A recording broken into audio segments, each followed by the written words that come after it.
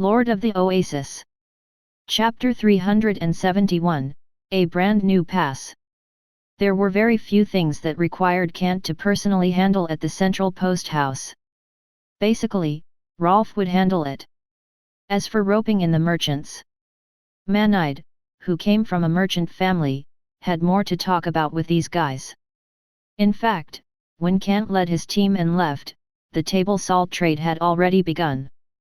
Those merchants from the dukedom of Leo, who had the support of various noble families, all had a good exchange with Manide. This was a good impression that they had cultivated previously, especially with Rolf's foil. Manide was even more welcomed by them.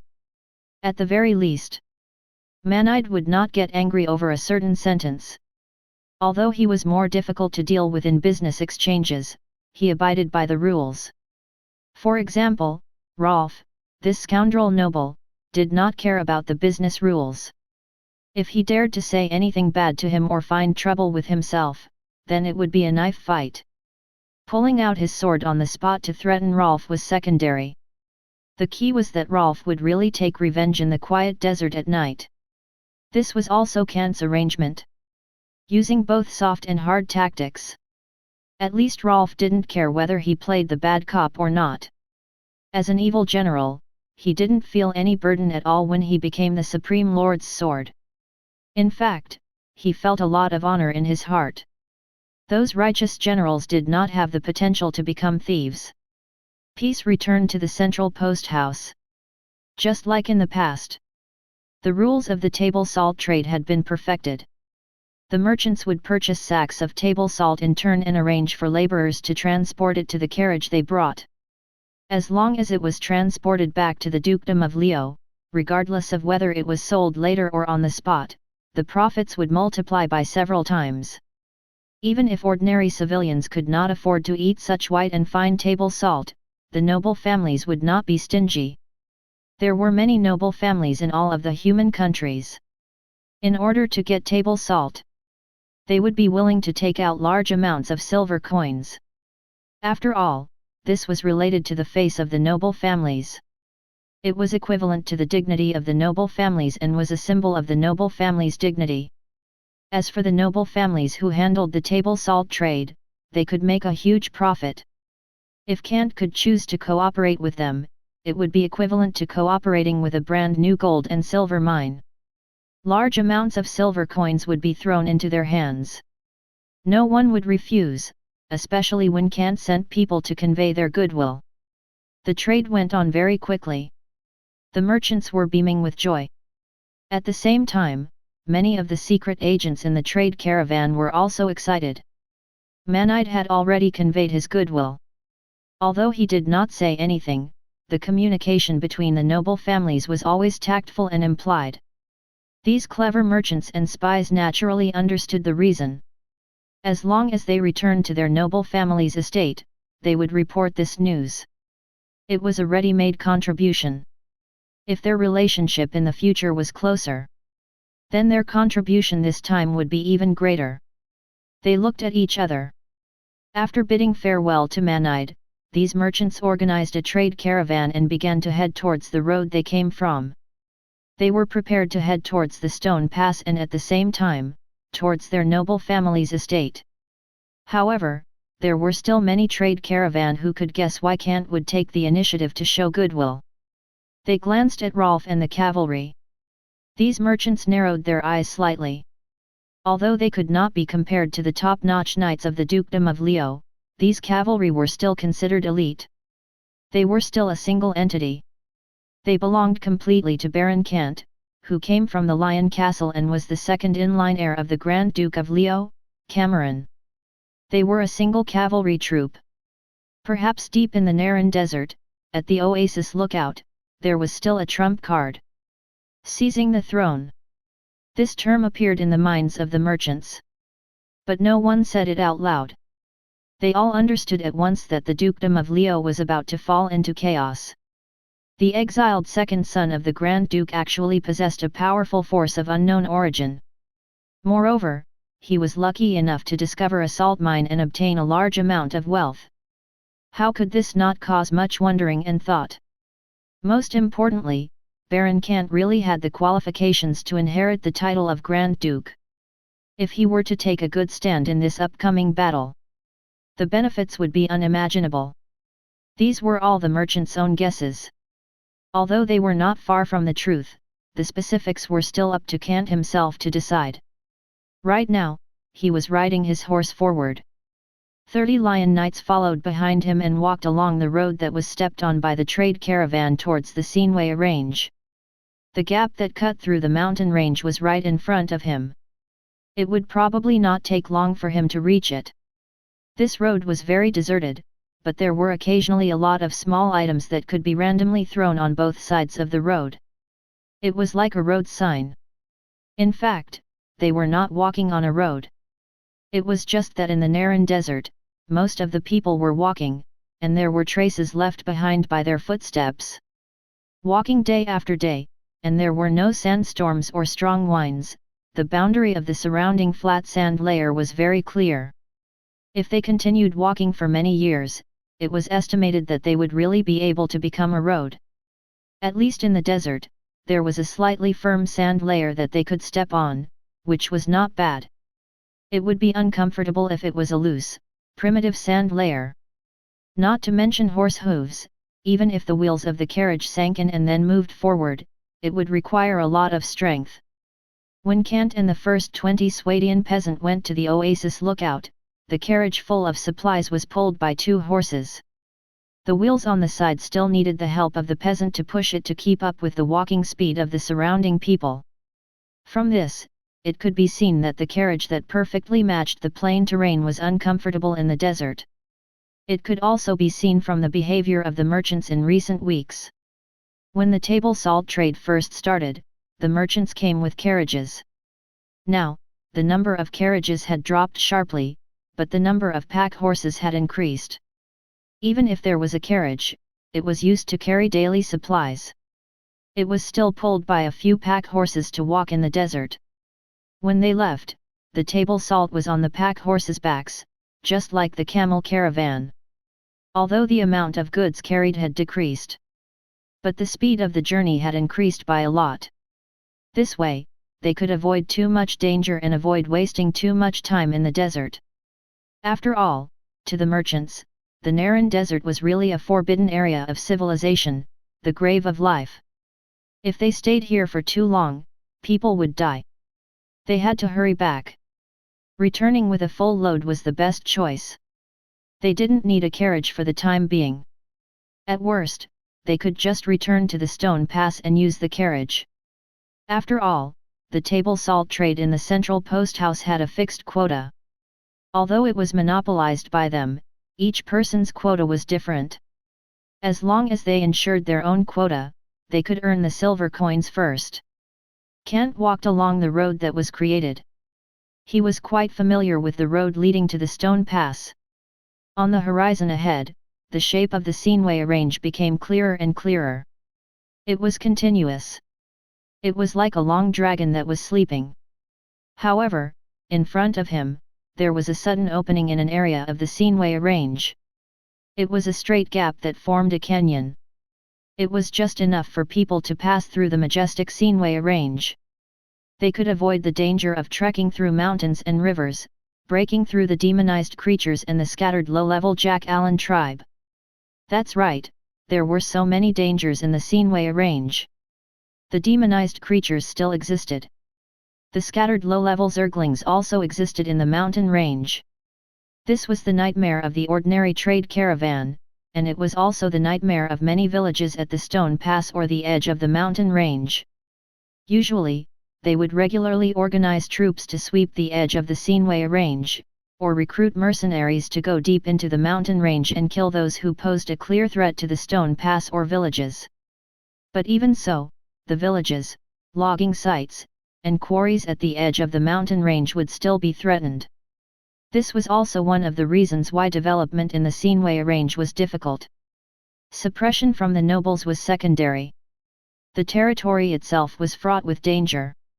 In addition, the land was barren. There was not even a river that could support agriculture, animal farming, and commerce. Only the Sinway range, which seemed to be rich in natural resources, was actually full of danger. It was a complete drag on the development of the Seinway range. How could the Seinway range develop? However, it made sense. If the Stone Pass could develop, it would not be Baron Dillon's turn. This guy was from the Silver Platter Kingdom. Even if he had made great contributions, he was not a direct descendant of the Dukedom of Leo. It was not possible for a low-level baron to climb to the rank of a noble. However, thanks to the grace of Grand Duke Cameron and the tacit approval of many nobles, he had officially become a noble and was given the title of a noble. He could be used as a buffer shield to guard the Seinway range and block the demonized creatures and Jack Allen. The next day, in the afternoon, the Seinway range had already been imprinted in his eyes. The huge mountain range was majestic and magnificent. The mountain peaks were arranged in order and getting higher and higher. They were like huge giants that blotted out the sky and the Sunday. They were arranged in a row and were standing shoulder to shoulder with each other. Only a thin crack appeared in the middle. It was the only canyon in the Seinway range. "Let's go." Kant shook the reins and led the horse forward. The originally messy interior of the canyon had been cleaned up. The sandy ground was flat. The rubble that fell from the mountains on both sides and the rotten wood that fell down had disappeared. Along the way, there were occasionally many groups of mercenaries with weapons in their hands. It seemed that they were maintaining the canyon regularly. Of course, when they saw Kant and the 30 lion knights behind him wearing plate armor and linen robe, their expressions changed drastically. They retreated to both sides of the road and bowed with smiles on their faces without saying much. It was obvious that they had guessed Kant's identity. Kant did not care about them. He calmly swept his gaze over them and continued to drive his horse forward slowly. It was still necessary for a noble to be reserved. There was not much that could be returned to these despicable mercenaries. Kant was naturally willing to bow to the soldiers and civilians from the world of riding and hacking because this represented that they were on the same side and could be trusted and relied on. It was different from these mercenaries who were greedy for money and would work for whoever paid them. Obviously, due to the lack of manpower, after Fardus took control of the Stone Pass, he also recruited local mercenaries to help. Kant did not care.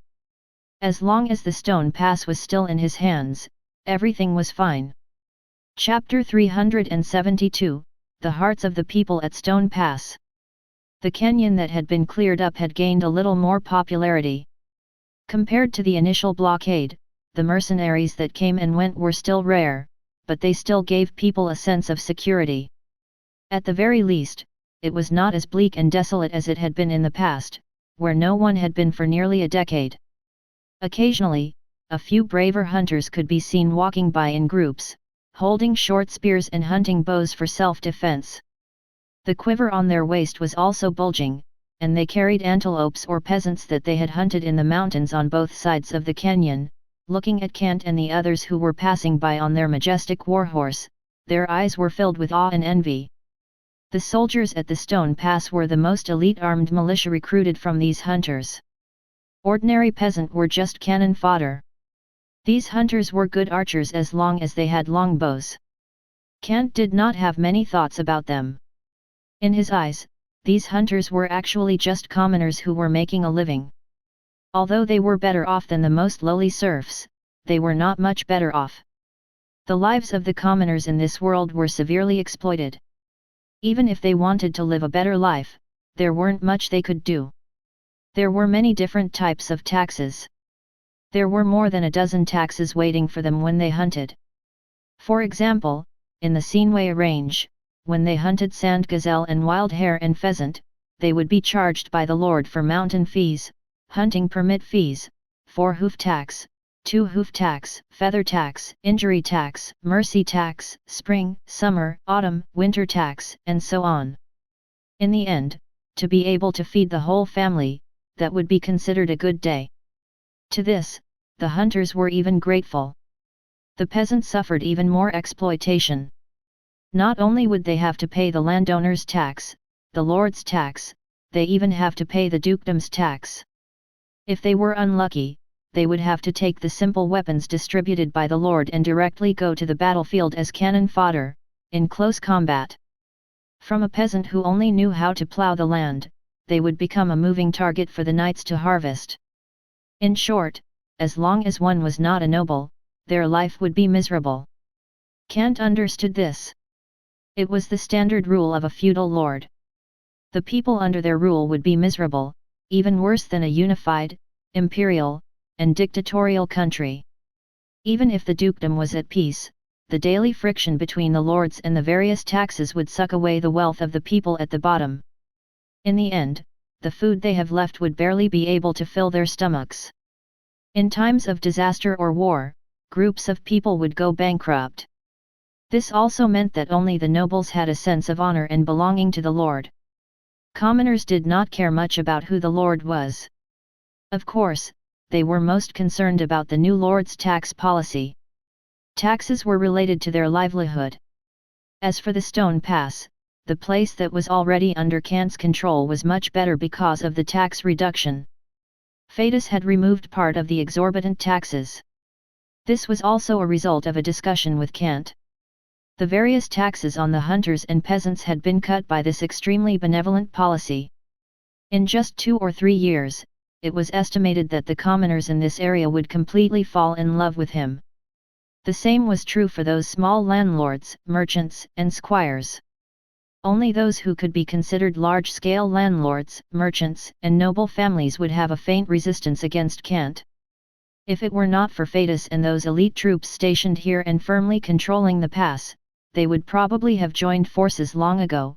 They intended to rebel and restore the rule of the Dukedom of Leo. This point could be understood after some thought. Once the Stone Pass was seized, then this contribution would definitely be great. Whether it was Viscount Wayne who defected to the Northern County Territory or Kevin who had the backing of the Archduke, they would all be able to obtain great benefits. In the Northern County Territory, Viscount Wayne wasn't able to control everything. And in order to balance the Northern County, Viscount Kevin, who was sent in by Archduke Cameron, also had a high position and power. In the eyes of the many nobles in of Stone Pass, the background of these two was much better than Baron Kant, who had walked out of the Naran desert and was lucky to even get help. But even if questions were raised about Kant's title, that was only a rumor. For the sake of the salt mine. Once Baron Kant's salt mine in the depths of the Naran desert was seized by other noble families, it was estimated that the Baron would not only not be promoted in his title, he might even die an even more miserable death. It was too easy for the Grand Dukedom of Leo to deal with a small baron. That was their fixed mindset. The Dukedom of Leo, which built its country by force and specialized in cavalry, was not weak. This could be seen during the war with the Silver Platter Kingdom. Even the Silver Platter Kingdom, which had at least 7 counties, was unable to crush the Dukedom of Leo, which only had 3 counties. Their northern county was still a barren land, and their southern and northern county were still in a state of Cold War. With Kant and his companions, they might be able to take advantage of the situation for a short period of time. As time went on, they would be crushed by the combined forces of the noble families.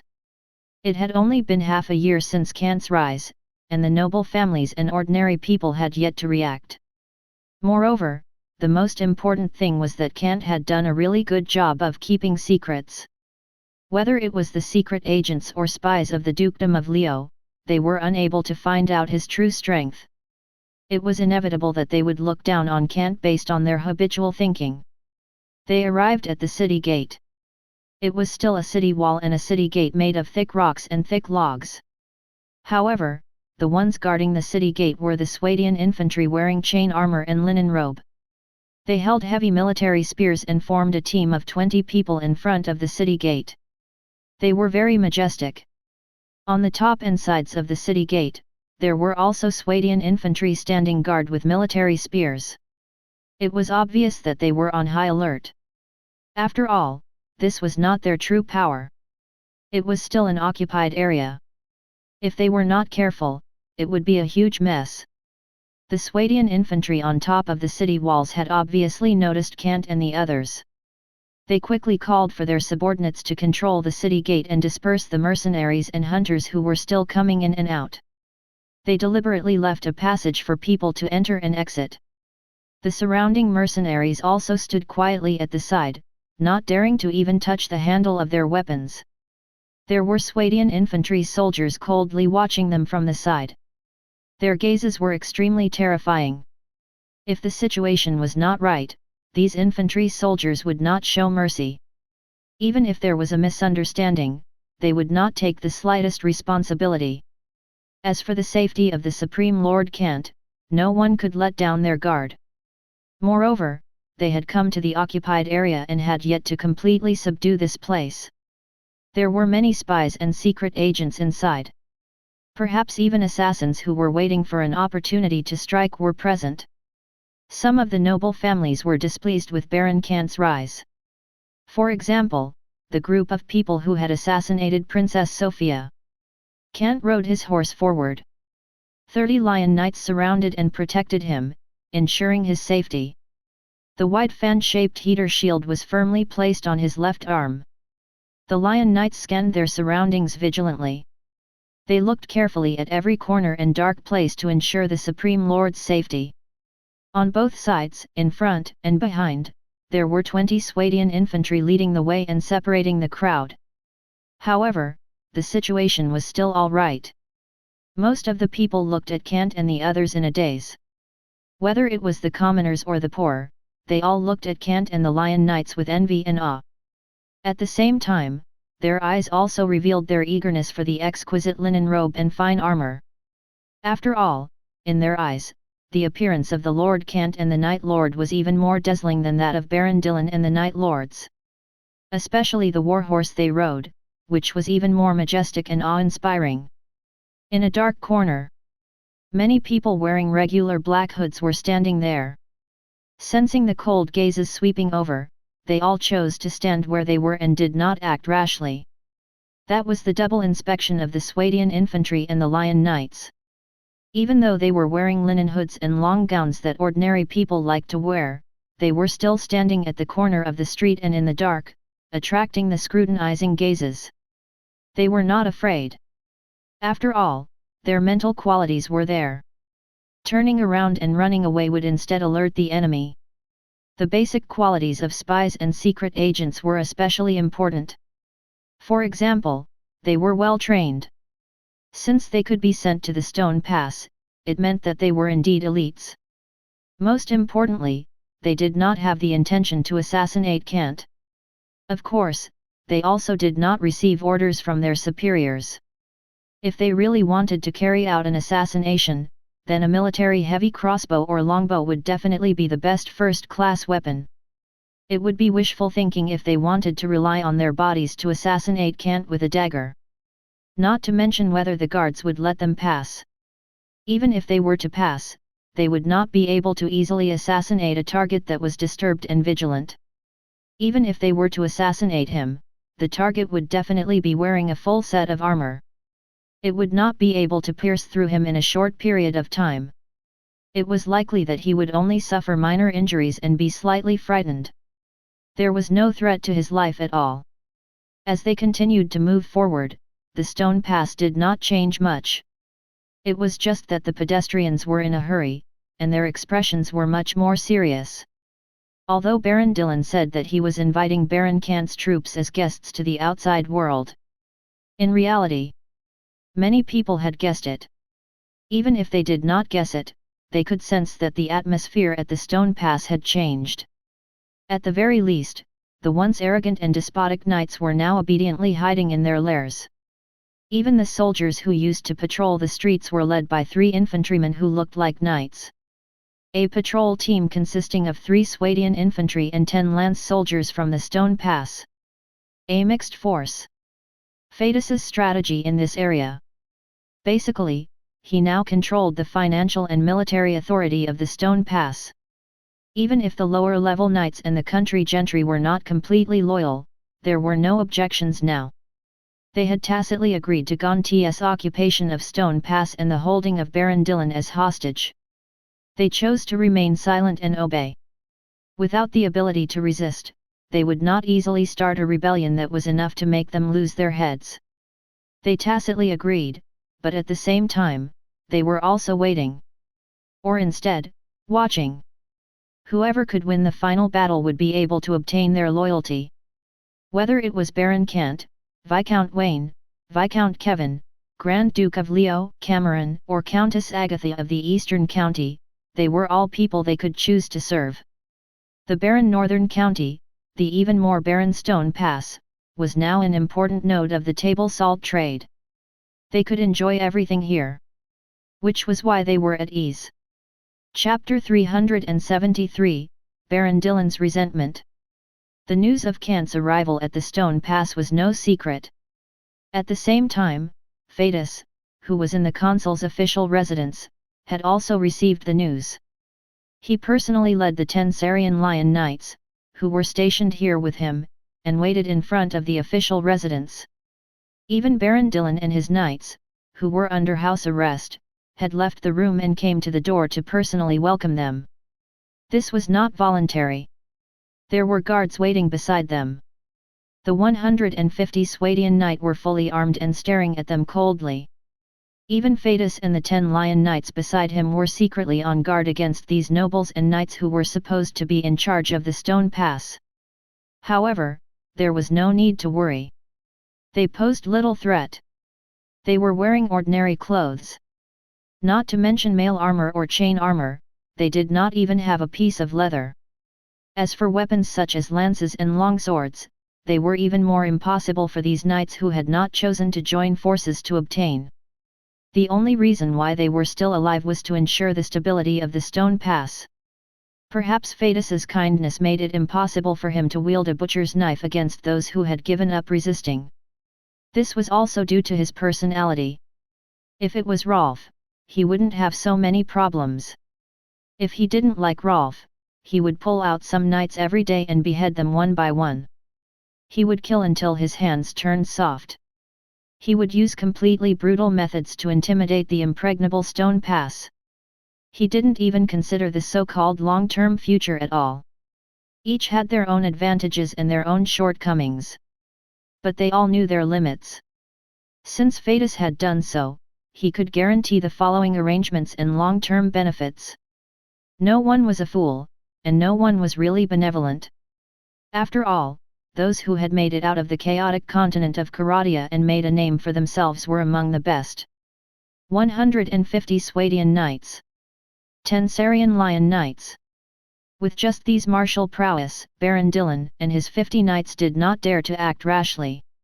Even though his face was gloomy and his eyes were filled with resentment, Baron Dillon still understood that if anything went wrong, him and the others would really die. Moreover, there were many nobles in the dukedom of Leo who were still looking forward to his death. Once he died, they would have an excuse to officially enter the Stone Pass. The court of the noble needed to investigate. After all, a baron had died in an accident. The number of barons in the entire dukedom of Leo was estimated to be less than 30. If one of them died for no reason, it would be a slap in the face. It would provoke the entire class of nobles in the dukedom of Leo. Of course, the most important thing was still Baron Dillon's fief, the Stone Pass. It was the only gap in the dangerous and windy Seenway range. It was the only way to the table salt trade. As long as Baron Kant was expelled and thrown back into the Naran Desert, this crucial trade route would be in his hands. A steady stream of silver coins would enter his pockets. Moreover, as long as he occupied the Stone Pass, even the salt mines in the depths of the Naran Desert would be obtainable by chance. How could those noble families let go of such a good opportunity? They couldn't. It was just that Phaetus was really cautious when he ran the pass. This had something to do with his personality. He did not kill without permission. Instead, he reduced taxes and won over the hearts of ordinary civilians. He was also trying to win over those small landlords and small merchants, making these small figures, who were everywhere, become his eyes and ears inside and outside the pass. As for those big merchants and big landlords, as well as some lords and knights, they were secretly on guard. The key figures still needed to be isolated. For example, Baron Dillon and his closest 50 or so knights were placed under house arrest in the consul's official residence. Moreover, the entire Stone Pass's troops had already been controlled by a small number of elites that he had sent out. They blended into the grassroots and middle level, and were directly controlled by him and 10 Lion Knights as high-level officials. Another 150 knights acted as the quick reaction force to handle any important matters. Their operations were impregnable. This not only prevented danger from happening, but also kept the danger within a very small scale. "They're here." Someone in front called out softly to remind them. The faces of the people waiting in front of the official residence changed slightly. They stood in their original spots solemnly. Only Fardus, as the highest commander of the official residence at the Stone Pass, stepped forward quickly and came to the middle of the road. He saw Kant, who was riding his horse and was under the protection of 30 Lion Knights, and bowed respectfully. "Lord Kant, welcome." "Yes." Kant nodded calmly. He approached on his horse. Fardus immediately stretched out his hand to hold the reins and help Kant come down. He looked at the people who were lining up to welcome him and smiled. "There are many acquaintances." Fathis also smiled. "Yes. When they heard that you were coming, Lord Kant, they all wanted to come and welcome you personally." "That can't be true." Kant shook his head and smiled. Looking at Baron Dillon's gloomy eyes, the knights around them with all kinds of expressions, Kant smiled and teased Fathis. "I didn't expect my honest knights to know how to joke." "That's the truth." Fathis smiled and shook his head. He extended his hand to welcome Kant into the official residence. "Go in." Kant nodded and did not say anything else. A group of people escorted him into the official residence. It was still a narrow passage like a fortress. The hall of the Lord was slightly dim, and there were many terrified female servants inside. "Welcome, welcome the arrival of Baron Kant." The female servants saluted in unison. However, no matter how they listened, they could hear the panic in their voices. Obviously, as the servants in the Lord's official residence, they knew a lot. They all understood that the previous Lord had become a prisoner under house arrest. Only the previous Lord had secretly laughed at them and did not take them to heart. It was like Baron Kant, who had been sent to the desert to eat sand, had instead taken the initiative. Those robust male servants had already been fired and treated as ordinary laborers. Only these petite and cute female servants were allowed to stay in the official residence. How could they not be frightened? Especially when these female servants sees Baron Dillon. That gloomy and silent old face made them panic to the extreme. At this moment, so many people had entered. Who knew what would happen to these petite and powerless maidservants? "All of you, disperse." Kant waved his hand, indicating that they could leave. After becoming a superior, his observation skills were honed even more meticulously. Of course, he could guess why this group of maidservants were so frightened. He could not help but smile and said, "Make the arrangements and prepare the banquet. I will be there to entertain the well-known squire and knights. Follow the most grand banquet standard." "Yes, yes, Baron Kant." The maidservants answered in unison. Behind these maidservants, the fat butler who originally belonged to Baron Dillon also used a linen towel to wipe the cold sweat on his forehead and bowed respectfully together. Glancing at Baron Dillon's even gloomier eyes, he could not help but shrink his neck. Baron Dillon's lingering power was still there. He was very timid. However, he attracted Kant's attention. Looking at Baron Dillon's depressed and gloomy face, Kant smiled and said, "The fat butler is still here. Let him continue helping the official residence. After all, he is familiar with this place and reliable in handling matters." This. The fat butler's face turned pale when he heard this. This was equivalent to putting him on the fire and roasting him. Especially when he looked at the dark face of Baron Dilun Nanju, his legs trembled and he did not dare to say anything, but he did not dare to refuse. After all, Baron Dillon was the Lord of the Stone Pass in name. He was protected by the court of the nobles. If Baron Kant was forced to withdraw from Stone Pass and let Baron Dillon regain his power, then based on the Fat Butler's understanding of Baron Dillon's brutal character, he reckoned that he would not live until the next day. The Baron would be considered merciful if he could leave his body intact. The biggest consequence would probably be to choking or being fed to the dogs. But how could he refuse the offer? Seeing Baron Kant clearly controlling the situation, it was impossible for him to refuse. He was also afraid that if he really refused, he would also die. The only difference was whether he would die sooner or later, but he did not want to die so early. Yes, sir. The Fat Butler bowed and agreed with a bitter face. Humph. Baron Dillon snorted coldly at the side. It was obvious that his anger had reached a boiling point. This butler had followed him for many years. Now, he betrayed him just like this. This made Baron Dillon's face extremely ugly. Most importantly, seeing that this butler had betrayed them, the knights behind him, who were originally vassal relations, all had different thoughts in mind. Vassal knights were different from butler servants, which meant that they were superior and subordinate. There was no problem for them to change their affiliation. It was normal. Baron Dillon controlled the pass and the vassal knights as well. But now, Baron Kant was in charge of the pass. Even Baron Dillon could not defeat him. How could he let these knights be vassals willingly? How could he let them stay on this broken ship? Even the two Grand Knights had died in battle, leaving only Baron Dillon as the sole commander. These vassal knights did not care anymore. Please take a seat, everyone. Kant did not care about the psychology of this group of people at all. He directly came to the main seat and sat down, as if he was the real lord of the Stone Pass. He waved to the maidservants beside him. Prepare dinner. I want to have dinner with everyone tonight. Yes. The Fat Butler and the maids immediately responded and turned around to get busy. This is our honor. The vassal knights also bowed their heads. Their attitude was very respectful and humble. A wise man submits to circumstances. However, they did not notice, or perhaps they did notice, but didn't take it to heart. Baron Dillon's face was extremely depressed and gloomy. He looked at them fiercely, as if he wanted to eat them alive.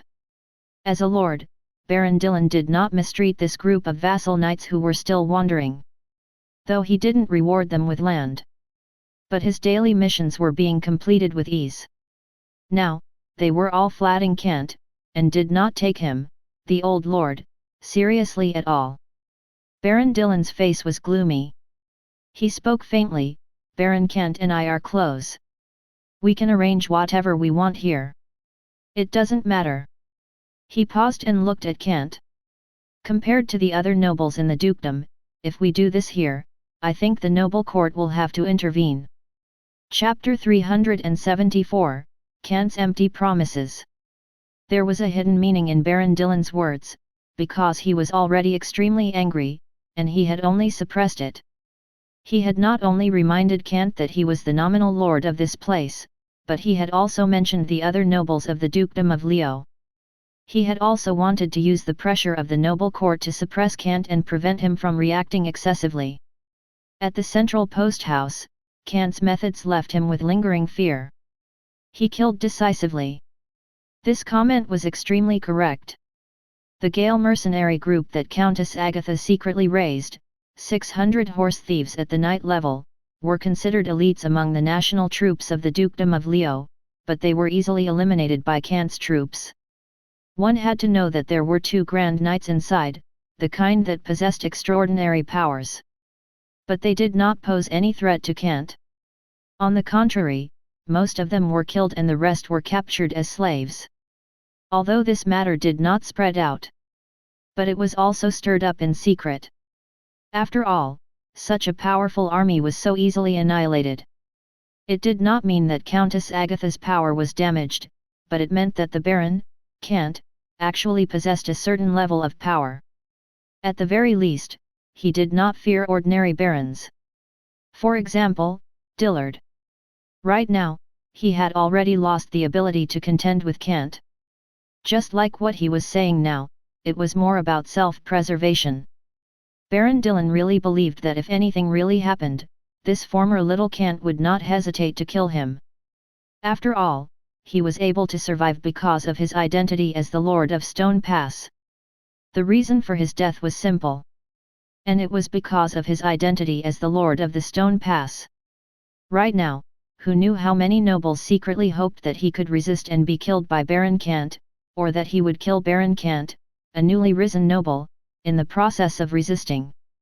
No matter what the outcome was, the noble families of the Dukedom of Leo would not suffer any losses. When the snipe and the clam fought against each other. But it'd be the fishermen who would reap the benefits. Of course, the biggest possibility was that Baron Dillon himself would be killed. After all, he had already sensed that there was an extraordinary power condensing in Kant's body, and that power was not weaker than his. It must be known that Baron Dillon had been training for nearly 12 years as a Grand Knight until now. It was Princess Sophia who had arranged for him to become a Grand Knight. Now, Kant had only become a Grand Knight for a short period of time, but his strength had already been trained to be stronger than his for more than 10 years. Baron Dillon could not help but fear in his heart and did not dare to make any big moves. This was also the reason why he chose to endure. But now, he could not. He watched the fat butler betray him. Even those vassal knights who received good treatment had betrayed him. The anger and grievance in Baron Dillon's heart surged out like a swarm of bees. He could not help but remind Kant that this Dukedom of Leo still had certain rules. For example, the powerful court of the noble was not something that anyone could provoke. But to him, the powerful and almost invincible court of the noble did not matter to Kant. Is that so, Baron Dillon? Do you have any objections? Kant spoke.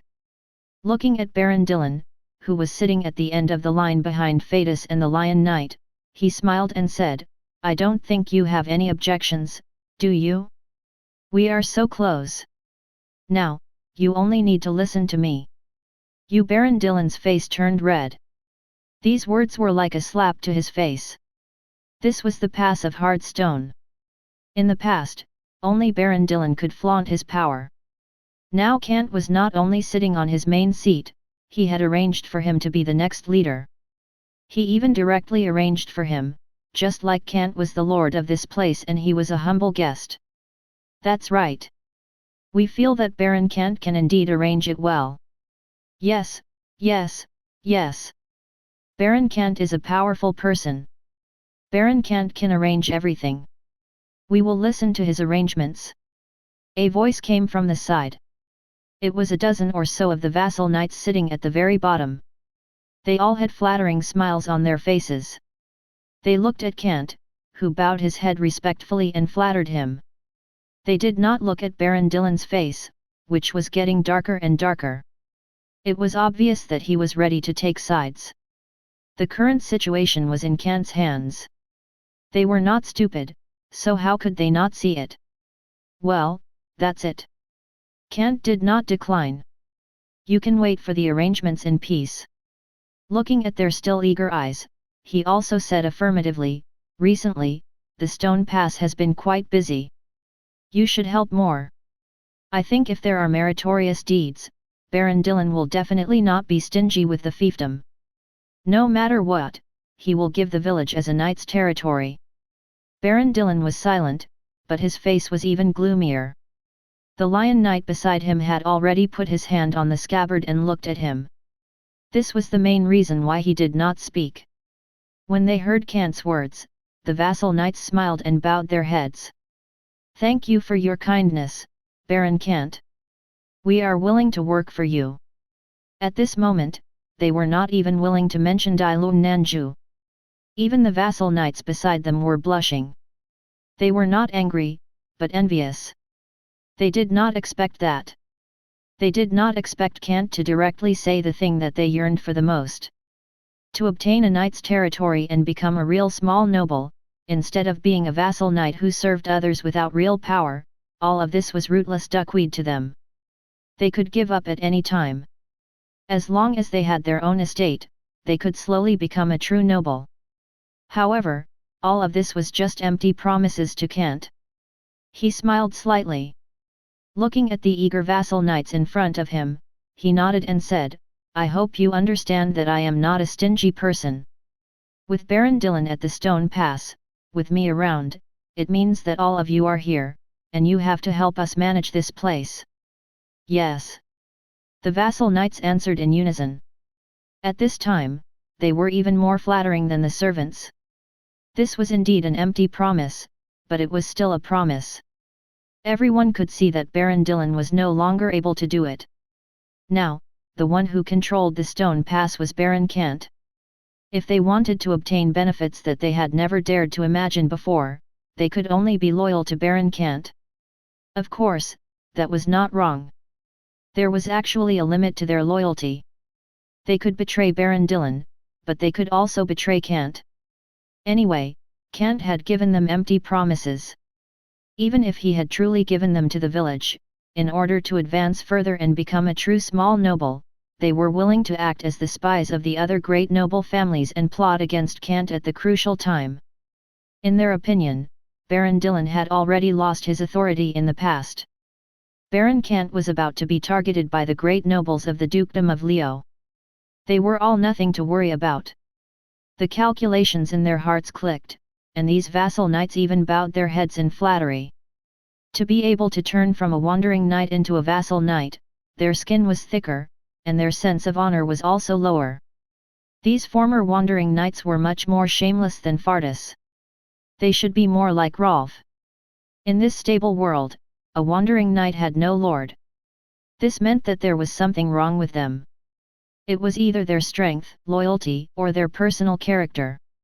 Even if they became wandering knights due to an accident, after wandering for several years, they would be completely corrupted and become terrible bandits. That's right, they were bandits. These wandering knights were not good people. If they could not find a lord to take them in, then it was not impossible for them to gather bandits and use their own strength to rob and harm a bandit group. Moreover, some great lords would take the initiative to have their knights go into hiding for certain purposes. It was similar to undercover work. First, they would become a wandering knight, and then they would become a subordinate of a noble due to certain matters. Finally, they would complete the mission at a critical moment, allowing the great lord who had arranged this matter to obtain sufficient benefits. They would also obtain great merits and become the little noble that they had always desired. The most typical was the bandit group within the Dukedom of Leo, which more or less had the shadow of a noble. For example, the Gale mercenary group. 2 grand knights. 30 knights. The remaining nearly 600 people were also knight squires. Standing behind them was the Countess of the Eastern County, Agatha. She was tyrannical and almost no one dared to provoke her. Now, the reason why Kant recruited this group of knights was to let them act on their own. Although there must be a question mark about loyalty, at the very least, it had slowed down Kant's lack of manpower. This was also the reason why he wanted to make empty promises. It did not matter. These were all Baron Dillon's things. Anyway, they were not his, so Kant was not stingy when he used them. However, during the course of the dinner, Baron Dillon's face had turned so dark that it was inhuman. If it weren't for the fact that he was still intimidated by the Lion Knight of Sarian who was beside him, the already tyrannical Baron would have exploded on the spot. Now, no one really thought of this Baron Dillon as a Baron in the past. He was just a mascot. The reason why he was kept here was to avoid making use of others' words. Baron Dillon also understood this point. However, as he looked at his fiefdom, it actually shrank rapidly with Kant's empty promises. The resentment in his heart grew bigger and bigger, so much so that he could not sit comfortably in his seat and continue eating and drinking. "I don't feel well, so I'll leave first." Baron Dillon stood up. Next to him, 5 Lion Knights looked at him. However, Baron Dillon did not do anything. He only said a few words to Kant before walking towards his own room. His entire face was gloomy. It was obvious that he had tolerated it to the limit. He was afraid that he would explode if he stayed any longer. Kant waved his hand and smiled. If you are not feeling well, then rest well. Lord is really merciful. The vassal knights began to flatter him again. However, these words made Baron Dillon feel even more depressed. He walked even faster. He felt so stifled in his chest that he could cough up blood at any time. It was simply unbearable. This was his territory, his official residence. The dinner did not last long. After they finished eating and drinking, Kant also arranged for the vassal knights to disperse. The only ones left in the hall were Fathis and the 40 Sarian lion knights, as well as the knights and infantrymen who were guarding the surroundings. Even the maids had been driven away. Chapter 375, Strategies in the Hall of the Mansion. As the servants were driven away, the hall of the mansion became quiet. At that moment, the knights of Fatus and Sarian sat at the sides of the long table in peace. They stopped eating and drinking. Even the knights who were guarding the passage and the mansion had solemn expressions. There were also the Swadian infantry who held swords and shields in the outer passage. Now, only their own people could remain. Kant, as the Supreme Lord, had his reasons for not wanting outsiders to participate. As the Lord's subordinates, they naturally chose to obey. At the same time, they guaranteed that they would be on high alert, and the entire mansion was heavily guarded.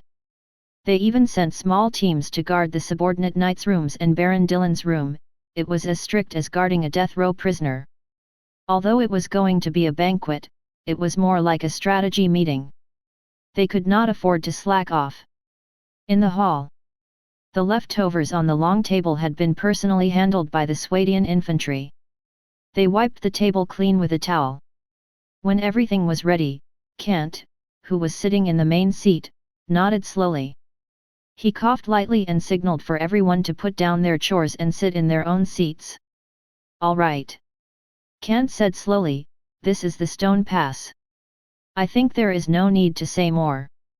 All of you can understand that the dilemma we are facing now is how to defend this pass and rush out at the same time." "Yes." A uniform answer rang out. However, most of the people who answered were the Lion Knights of Sarian. They were better at fighting. This was just an instinctive answer. Only Fatus had seriously thought about this question.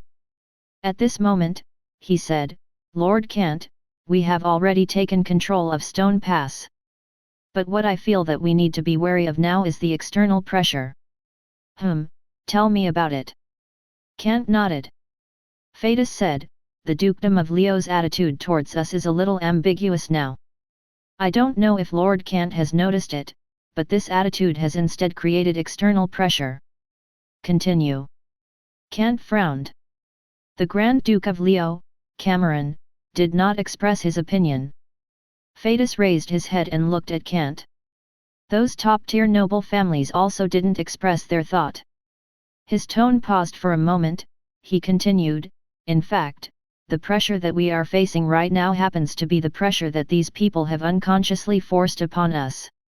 Even if they did not make a clear response or show any attitude, it is because of this that they are ambiguous." "Are you saying that they are still in a daze?" Kant knocked on the table with his finger. "They still haven't reacted." "Yes." Fatus nodded. "At the same time," he continued, "when we came to the Stone Pass, I didn't simply guard this place. Instead, I bribed some merchants or took the initiative to investigate the internal news of the Dukedom of Leo. That's why I came to this conclusion." "Very good," Kant said affirmatively. "This is very crucial.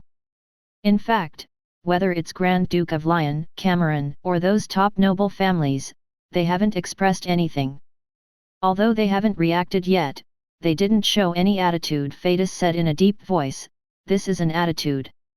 Without waiting for Kant to digest it, Fatus said, "In my opinion, perhaps they thought too much about background, so that they don't dare to make a careless conclusion until now. Moreover, there are some conflicts." "Conflicts?" Kant chuckled. "Yes, conflicts, they do exist." Fatus nodded. "You know it best." "Conflicts?" The internal strife of the Dukedom of Leo. Or rather, it should be the contradictions between the Grand Duke of Leo, Cameron, and the other top-notch noble families. Just like the relationship between an emperor and a few powerful ministers, in this feudal era, it was the European version of the feudal society. Those top-notch feudal noble families were actually no worse than a king. The king was more like the leader of the alliance, the commander of many allies. Moreover, the Dukedom of Leo was only a dukedom. The Grand Duke of Leo was only an archduke. Compared to those top-level earls, he was only slightly higher in rank. The actual power he held still needed to be discussed with these earls. For example, Countess Agatha of the Eastern County had nothing to do with the Cold War between the Grand Duke of Leo and Cameron. But the current situation. Kant pondered for a moment. After a while, he looked up at Phaedus. In such a short period of time, when there is no tacit understanding between the Grand Duke of Lyon and the top noble, are we still safe? Yes, there is pressure from both sides, but it is a safe period of time. This was what Phaedus wanted to say. Very good. Kant nodded.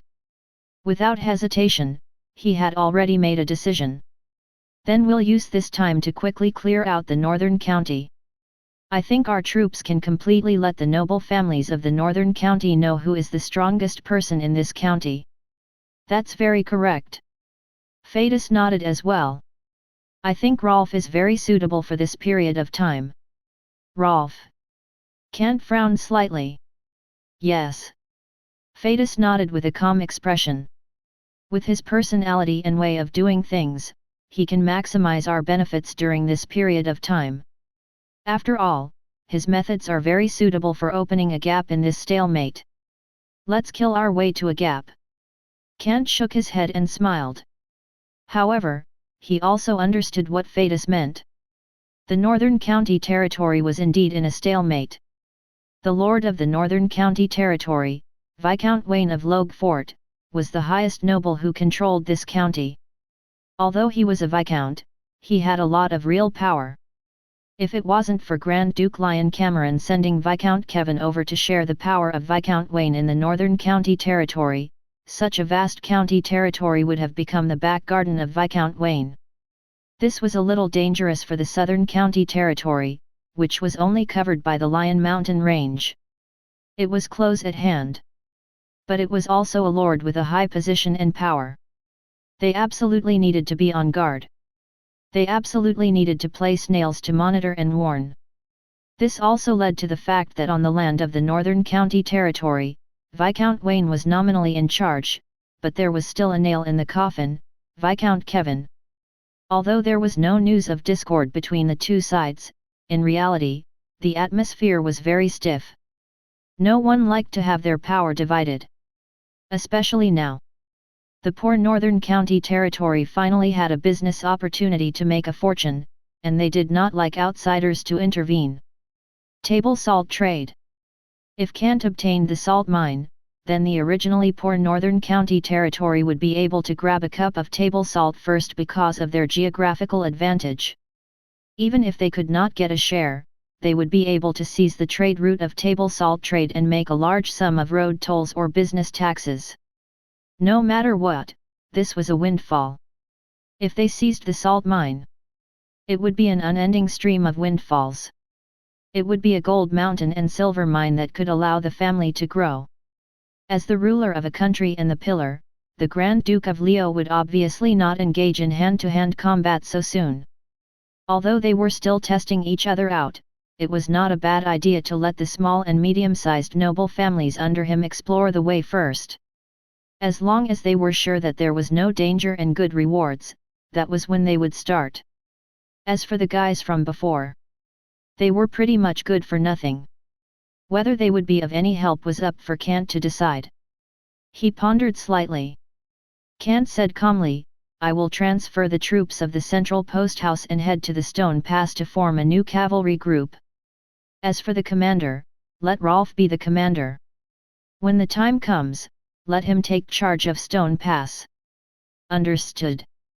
Phaedus nodded. He was about to leave Stone Pass. Kant also said clearly, Fadus, you continue to return to the Oasis lookout. There has just been turmoil there. Only Manide and Jocelyn are stationed there. In short, I am not at ease. Yes. Fadus accepted the order. He preferred the Oasis lookout with the rich atmosphere of the Kingdom of Swadia. As for the Stone Pass, Rolf, who preferred to fish in troubled waters, would be able to adapt to it the best. Furthermore, Fadus also gave his opinion. Lord Kant, as long as it's not the heavily armoured Mamluk, I think we can send the cavalry of the Sarandian Sultanate over and let Rolf lead them. It's just as I thought. Kant nodded. The cavalry of the Sarandian Sultanate was a level up from the desert bandits. Light cavalry, desert bandits, Sarandian horsemen, and heavy cavalry, Mamluks. The combination of cavalry was extremely reasonable. In fact, compared to the cavalry of the Kingdom of Swadia, which was full of heavy cavalry, it was more suitable for regular battles. After all, the Swadian man-at-arms and cavalry were more suitable for use in decisive battles to completely destroy the enemy's line. Now, Kant had arranged for Rolf to lead the cavalry of the Sarandian Sultanate. It was just to harass them. Just like those bandit groups raised by noble families. Desert bandits who were originally bandits, along with the assault cavalry, Sarandian horsemen, and a small number of Mamluk who were elites, came and went like the wind. Their combat strength was extremely strong. Even an ordinary lord was probably not their match. After all, Kant could totally amass 1,000 desert bandits, 1,500 Sarandian horsemen, and 500 Mamluks currently. The level up from the last battle was a part of it. And previously, Kant had also amassed a batch of Sarandian horsemen and Mamluks. The numbers added up were not small. Although they could not compare to the heavy cavalry forces of the Kingdom of Swadia, it was definitely not a problem for them to form their own system. Moreover, the most crucial thing was the flexibility of the desert bandits, as well as the assault ability of the Sarandian horsemen and the decisive effect of Mamluk's hammer. It was enough to destroy the equipment of any informal legion. Even if they encountered an official legion led by a noble, they could still fight and retreat. They were not at a disadvantage. Kant also planned to arrange for 30 Sarian Lion Knights to enter. High-end combat strength was a must. With such a large-scale cavalry team, not to mention traversing the northern county, even if they extended their influence into the southern county and the eastern county, the average lord would not dare to take advantage of them easily. They would only hide in their own estate in fear, begging to leave. These troops were enough to destroy dozens of village-level knight estates. Just look at that time. The Countess of the Eastern County, Agatha, had 600 knight attendants who could dominate the 3 counties. Although they were careful and did not easily touch the interests of the 3rd county princess, there was also the factor of their own strength. Otherwise, they would have long been annihilated by the troops gathered by the noble families. Don't think that the noble families only had knights in their troops. They could still organize the people and recruit mercenaries. Just take Viscount Wayne for example. If they wanted to, it wouldn't be a problem to recruit an army of over 10,000 people in a short period of time. Even if it was a longer period of time, it could be about 30,000 people. However, when that time came, the rule of the entire northern county would be in a stalemate.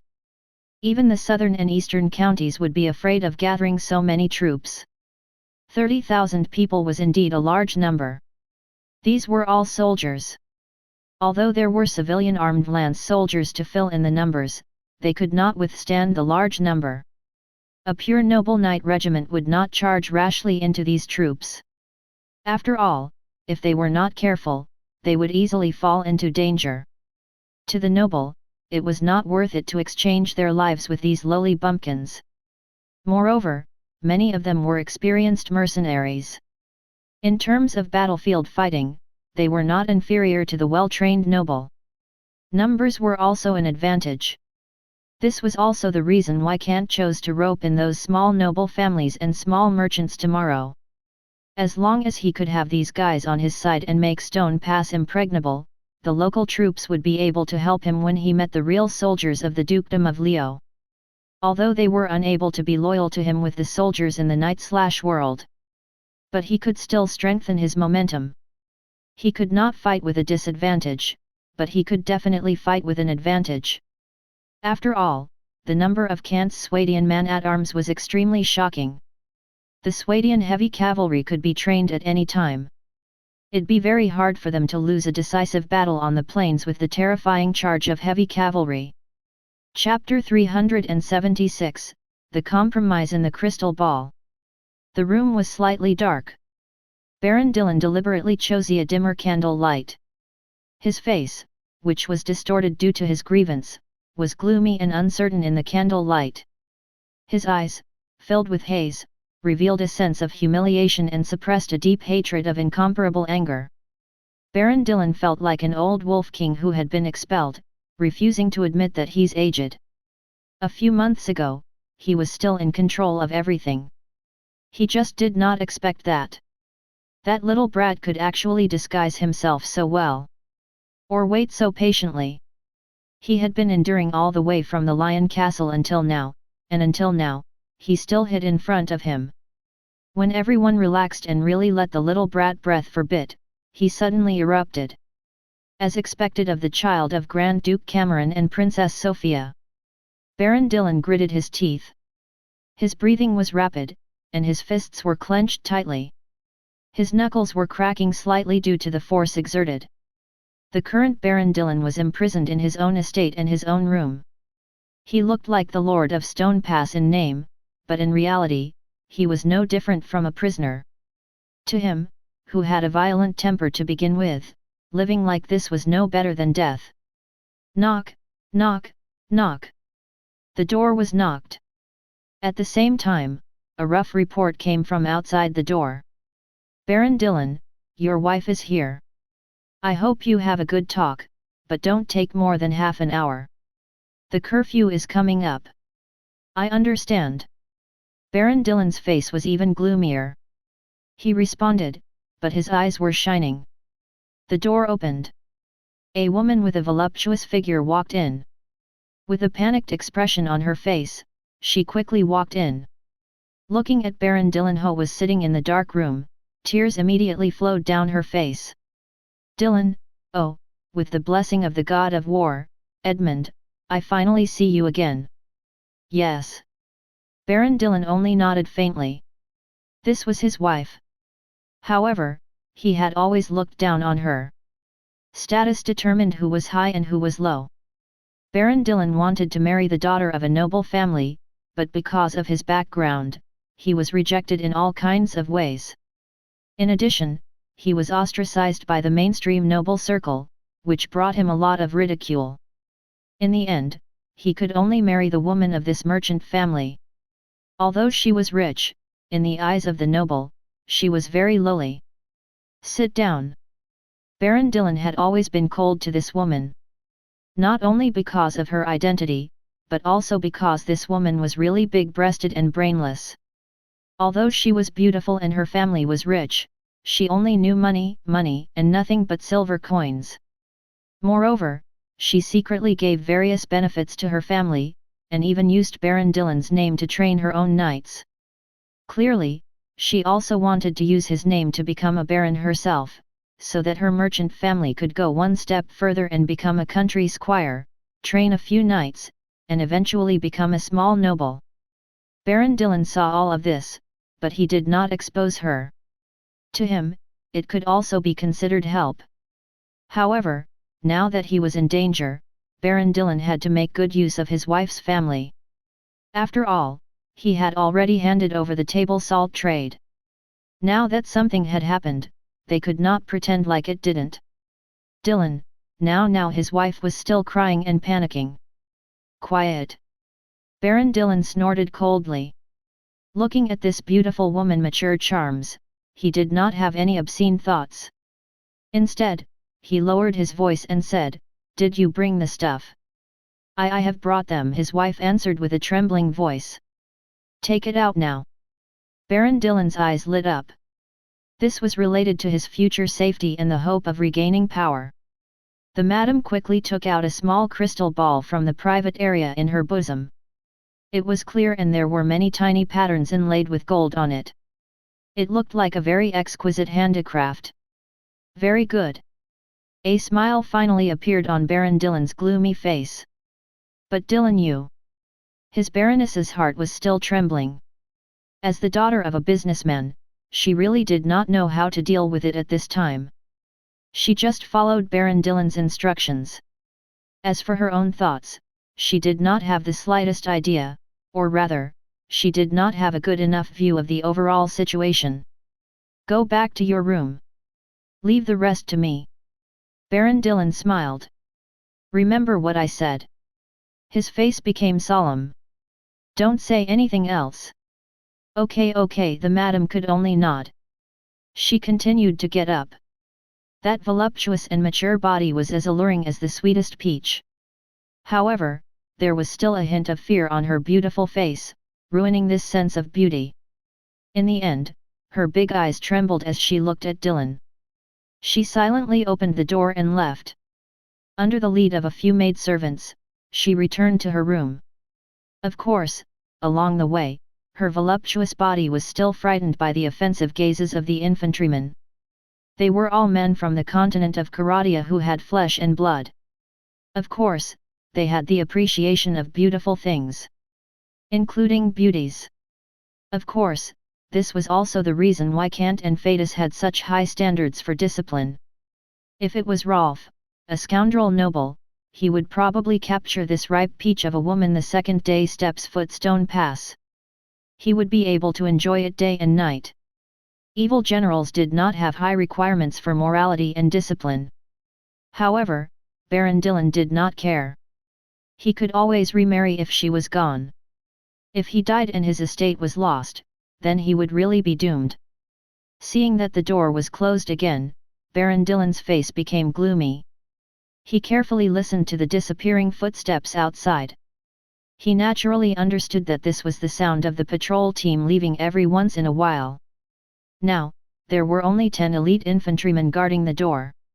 Of course, there were 5 Grand Knights in the opposite room on guard, faintly surrounding his room. You really think highly of me? Baron Dylan sneered, the gloominess in his eyes became more and more intense.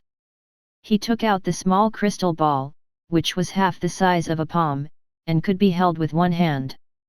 As the extraordinary power in his body seeped into it, as if it was charged, it gradually lit up with a mysterious light. A wave of spatial fluctuations was also emitted in an extremely secretive manner. Lord Viscount! A faint voice came from within the crystal ball, it's good to come in. Humph! Hearing the words from within the crystal ball, Baron Dylan's expression became even more gloomy. If it was possible, he really did not want to contact this fellow. It was this fellow who had urged him to lead the mercenary group. At the central post house in the Naran Desert, he was killed and the entire army was defeated. He himself had become a puppet. However, Baron Dylan did not lose his temper. He knew that he had no choice now. I have contacted you. Baron Dylan narrowed his eyes. That means that I now have the autonomy. Do you have any plans to help? After all, as the Viscount of Countess Agatha, I still hope to offer my loyalty. After all, I am still a Grand Knight. Of course, as a Grand Knight, you are of course the loyal Viscount of Countess Agatha. A reply came from the crystal ball. But his tone paused slightly, his tone was almost playful. But, Lord Viscount, you should consider this, what qualifications do you have now to negotiate with me? No. It seems a little rude to say this, but in other words, what else do you have to prove that you are useful now? I am a Grand Knight. Isn't that enough? Baron Dylan narrowed his eyes. Not enough. The answer in the crystal ball was straightforward. Stone Pass. Baron Dylan hesitated, but he still gritted his teeth and told him his background. Haha. Hearing Baron Dylan's words, the crystal ball laughed softly instead. Lord Viscount, if I remember correctly, Stone Pass now should be in Baron Kant's hands. In name. Baron Dillon took a deep breath. I can offer it to Countess Agatha. The crystal ball smiled faintly and said, wow, in name, you also know that this is in name. Without this name, Countess Agatha would not be able to extend her hand to the Northern County territory.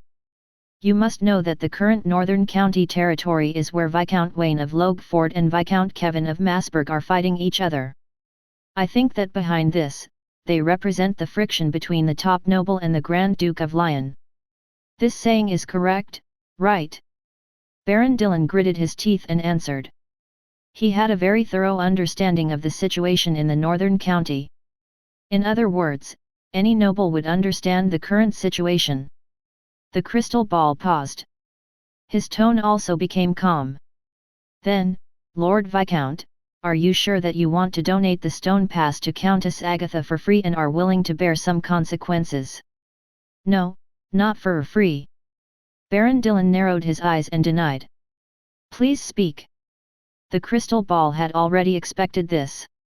After a slight pause, Baron Dillon said in a deep voice, I need a new estate. Whether it's the Northern County, the Eastern County, or the estates that have been opened up in the wilderness further away, I need Countess Agatha to give me a new estate. At the same time, she can give me some help so that I can develop in a new estate. Oh, this request is not simple. The crystal ball replied with a question, then what else can you do? Cooperate from the inside and the outside. Baron Dillon narrowed his eyes. He clenched his hands slightly and said to the crystal ball in a deep voice, I know the secret passage in the stone pass. I can arrange for troops to enter the secret passage without being discovered. After all, this was once my official residence. I know everything. Very good. The crystal ball chuckled again. Countess Agatha has agreed. Okay. Baron Dillon nodded. The faint light of the crystal ball in his hand dimmed slightly. This was because of a lack of energy. He glanced at the door and said succinctly, I am willing to offer my loyalty to Countess Agatha. This communication crystal ball can talk at this time every day. You can inform me of the specific plan secretly. Yes, Lord Viscount. The voice in the crystal ball replied, you can just listen to Countess Agatha's arrangements. Yes. Baron Dillon replied. At this moment, the crystal ball in his hand flickered a few times before it finally dimmed completely. He looked at the exquisite small object in his hand. The hatred in his eyes and the gloominess on his face almost twisted him like a devil from hell. However, he took a few deep breaths and forced himself to calm down. There was a fierce tiger in front and a hungry wolf at the back. He had no choice but to compromise to save himself. Chapter 377, Generous Tax Relief. The banquet held at the pass was exceptionally grand. This was Kant's first official appearance after he had taken control of the place. He announced the news. This was so that he could test the people here. Of course, everyone showed respect. All the squires and knights that were invited came as promised. And those who were not invited also came. For example, the managers of the large trade caravan stationed at Stone Pass came to the official residence in the name of representing the trade caravan behind them. They brought all kinds of exquisite and expensive crafts and wanted to attend the banquet. Kant treated all of them equally and allowed them to enter the official residence to attend the banquet. Even the civilians and poor people in the pass were treated well. Normal food was distributed free of charge. Rye bread that was as hard as stone baked with rotten flour. And at the bottom of the warehouse, dried meat and dried sausage that were already damp and hairy were the free ingredients distributed among them. It was impossible for the knights to eat these things. Even the guards in the mansion or the slightly wealthier civilians would not eat them. Only the lowest class civilians and the poor would eat them. However, it was precisely because the large number of the lowest class commoners and the poor that it even caused a fight. No one objected to Kant. Almost everyone was praising the new lord's benevolence. That's right. In the eyes of the poor and the commoners, as well as the small squire and the small merchant, Stone Pass had indeed changed its lord. The former Baron Dillon had been replaced by the current Baron Kant. Of course, they had no way of knowing the details. They just went along with the flow. The sorrow of the small characters. However, to them, it was really rare for the poor and civilians to have a chance to eat their fill. The main reason was that these things were not Kant's own. They were all found in the warehouse of the official residence in Stone Pass. Taking other people's things to give away as his, this boost in reputation was really worth Kant's while. The banquet began in the official residence. A few bards hired at the last minute were playing and singing the common poems of the Dukedom of Leo. Beautiful maids were walking in the crowd, adding desserts that were constantly being demolished on the long table. At the same time, they were carrying ale in small wooden barrels, allowing the guests to enjoy the temptation of alcohol. At this time, the Knights of Swadia had already taken off their chain mail. They had changed into new and decent clothes. There was a smile on their faces. Their every move carried the elegance of a noble. They chatted happily with the guests, causing the atmosphere in the official residence to become even more intense. It was extremely lively and harmonious. This was something that Kant and Fadus had specially arranged. After all, the guests needed someone to guide them. The Knights of Swadia were already knights in the kingdom, and even had the status of a small noble.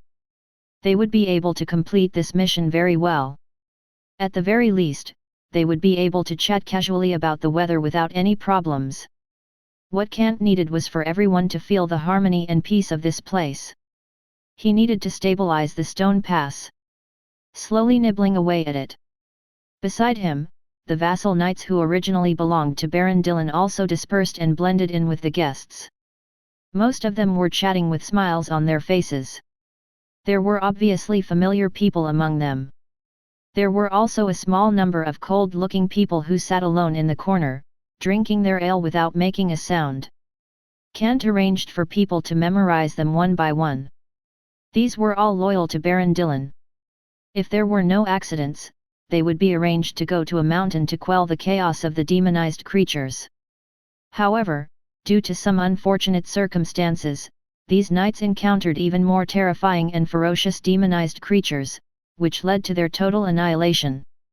The final result was that no one survived. He did not need someone who could betray him at any time. As for the idea that time would change everything, Kant would not even consider it. Even Fathies would not consider it. What they needed to do now was to quickly bring Stone Pass under their control. Whether it was on the surface or in the dark, they needed to let everyone know that the current ruler was Kant from the Naran Desert. At the same time, there was a better reputation to promote Kant's reputation in the Dukedom of Leo. This was related to the future strategic plan. Kant needed more than that. He also needed the entire Dukedom of Leo, and even the Silver Platter Kingdom in the south. The pass was just a key node that Kant had carefully designed in order to reach into the Dukedom of Leo so that he wouldn't be cut in half by a sudden knife. After all, the position of this pass was too shocking. It looks good. Kant raised his wine glass in the middle of the banquet. Fadus was standing beside him, and so was Baron Dillon. But at this time, the real protagonist was Kant. Everyone looked at him with fear and respect. As for Baron Dillon, he had been ignored by most people. Even if someone looked at Baron Dillon, their eyes were full of amusement. This was a loser. Facing such a deriding gaze, Baron Dillon clenched both his hands and gritted his teeth. These people who were still humble and flattery not long ago actually dared to appear in front of him. They pretended to look at him with contempt and even showed a pitiful and mocking smile. However, Baron Dillon could endure it. His forbearance was even more profound than his brutal character. In the past, it was through forbearance that he obtained his current power. The so-called brutality. It was just a mask deliberately added to conceal himself. Now, he was as obedient as a lamb. However, in reality, Baron Dillon, who had already established a connection with Countess Agatha, was still sneering in his heart. He longed to see the faces of these fellows when his allies appeared in front of him. Although Baron Kant would not be killed by him personally, it was not certain about these people. It was not long. Because Countess Agatha's troops would arrive next week. At that time, Kant, the little brat, was still at Stone Pass. These people who had come to attend the banquet did not leave. After all, this banquet had lasted for a full week. It was a grand banquet. For Baron Dillon, that was the time for the banquet to begin. Everything was calm. Kant did not seem to notice. The entire Stone Pass went through 6 days of grand celebrations.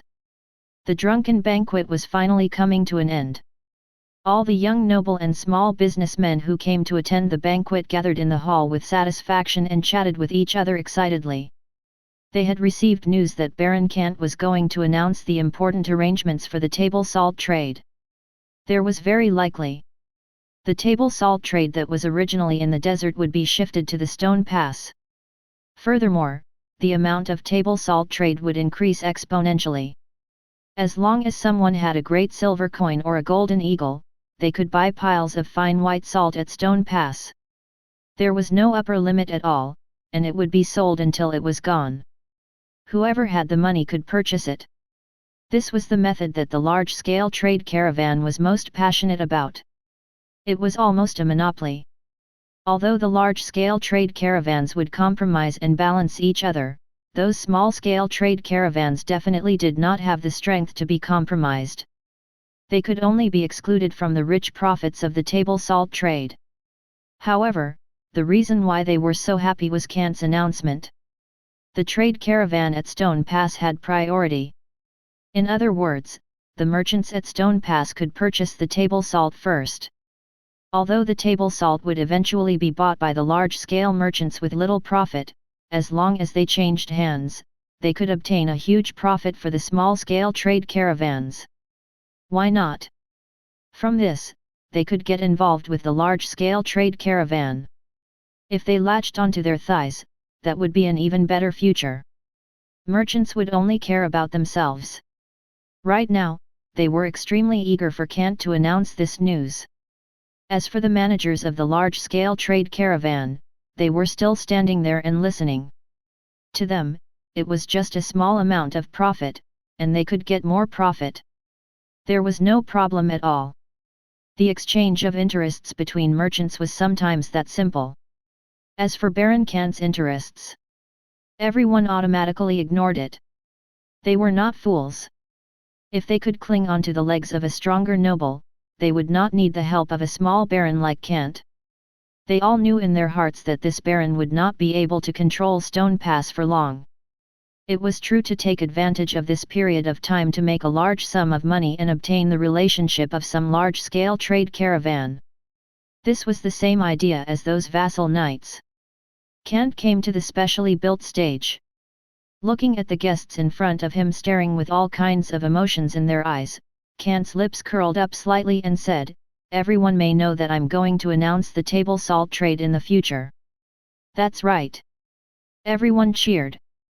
Kant pressed down his hands to show that he was calm. Looking at them, he said without hesitation, "Next, the table salt trade will indeed come to the Stone Pass.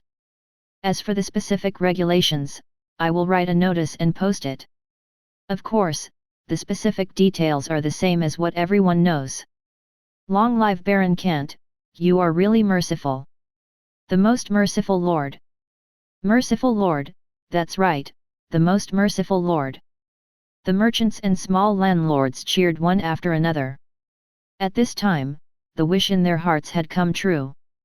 It was almost like they had obtained the cornerstone for their rapid rise, especially when it came to the table salt trade. In front of such a huge profit-making trade, everyone would become rich. That's right, they would earn a profit that they had never even dared to dream of after operating for several years. At the same time, I will lower the taxes. Kant smiled. Looking at the merchants, he continued, especially the business tax and the agricultural tax. I will reduce some trivial taxes to make our business more active. Merciful. The most merciful Lord. Hearing the tax reduction, how could the merchants reject it? They all cheered. This was something that even a foolish lord would not do. Now, when they looked at Kant, it was as if they were looking at a fool. They wanted to pounce on him and take all the advantages. Taxation represented the income of the lord, especially in a territory with a strong business atmosphere. Tax was the biggest part of the revenue. Baron Dillon was also watching from the side. Looking at Kant on the stage, the corners of his mouth curled into a ferocious smile. Come on, it's almost time. Chapter 378, The Ambush in the Depths of the Mansion. Baron Dillon estimated the time. It was about 7 o'clock in the evening. After the banquet tonight, everyone would leave under the cover of night and return to their own estate or the hotels in the Stone Pass. Those who could attend the banquet were not important people. There was not even a baron of the same rank. They were all small merchants, small landlords, or knights who hadn't been given their titles yet. They also included the management personnel of the large-scale trade caravan stationed here. It looked lively, but in fact, the quality of this grand banquet was very poor. If a real noble attended, they would probably think that the appearance of these small figures was disgraceful. The noble would not appear at this banquet. No matter who it was, they all chose to remain silent. This included Viscount Wayne and Viscount Kevin from the northern county.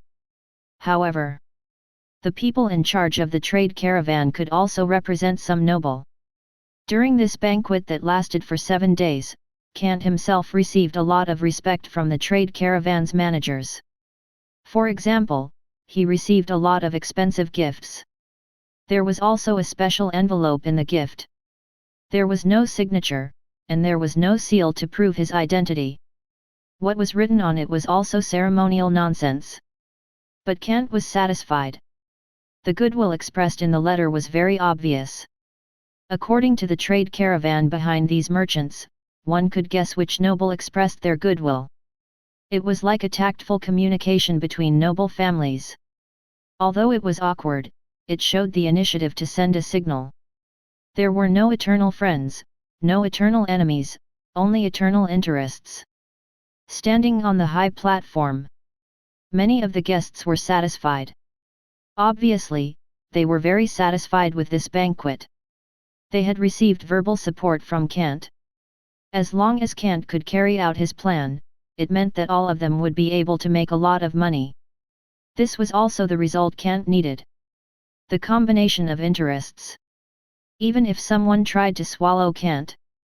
But these vested interests, when their own interests were touched, they would definitely stand on Kant's side and bounce back. Or when there was no greater interest that could break the interest Kant gave them, these vested interests would never betray Kant.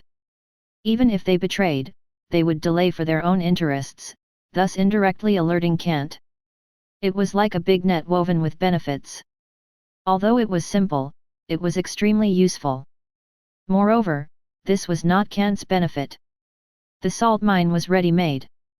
The Stone Pass belonged to Baron Dillon. Using other people's benefits to gain benefits for oneself, that was the best. For this, Kant glanced at Baron Dillon, who was not far away. He was sitting obediently in a corner, drinking quietly with the vassal knights who were still loyal to him. The corners of his mouth curled up into a slightly mocking smile. This Uncle Dillon really thought that he had not discovered anything. He seemed to have noticed Kant's gaze. Baron Dillon looked over. Cheers. Kant raised his wine glass across the crowd, paying his respects in vain.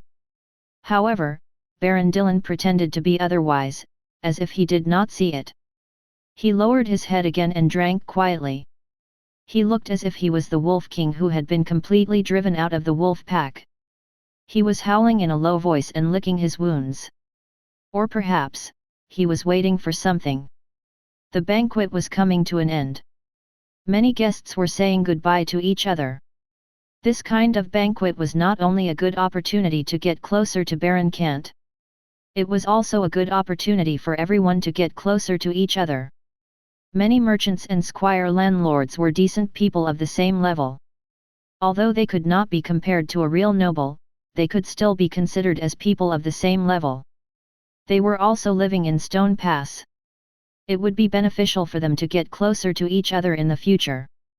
Especially the trade caravan controlled by the noble families, which was the target of these people. This was also because of Kant. After all, they could not reveal their purpose of cozying up to the noble families too clearly. If Kant left, or if it was somewhere else, these small squire and landlord merchants who were originally in the Stone Pass would directly stick to him. They would shamelessly cling to the legs of the stewards of the trade caravan who represented the noble families. Next, if those great noble families were to move into Stone Pass, then Baron Kant would have nothing to do with it. It would also be beneficial to cling onto the thighs earlier. Kant saw this. He was also helpless against these fellows' moral integrity. However, the ridicule at the corner of his mouth was not directed at them. After all, these short-sighted fellows had their future in this place. They would not pose a threat to Kant's plans. After a moment of silence, Kant left the high platform and asked the knight who was waiting beside him, "Is everything ready?" "Yes." The Swadian knight nodded. "Everything is ready." "Yes." Kant smiled. What was coming next was the real banquet, the real climax, and the real ending. He swept his gaze across the corner. Baron Dillon was still pretending to brood as he drank his wine. However, his eyes flashed with a bright light. His expectant look seemed to be anticipating something. "Don't treat everyone as fools." Kant shook his head. When Baron Dillon was communicating directly with the crystal ball, he revealed some kind of spatial fluctuation that had attracted the perception of the Lion Knight of Sarian. Almost at that time, he had officially monitored Baron Dillon's room.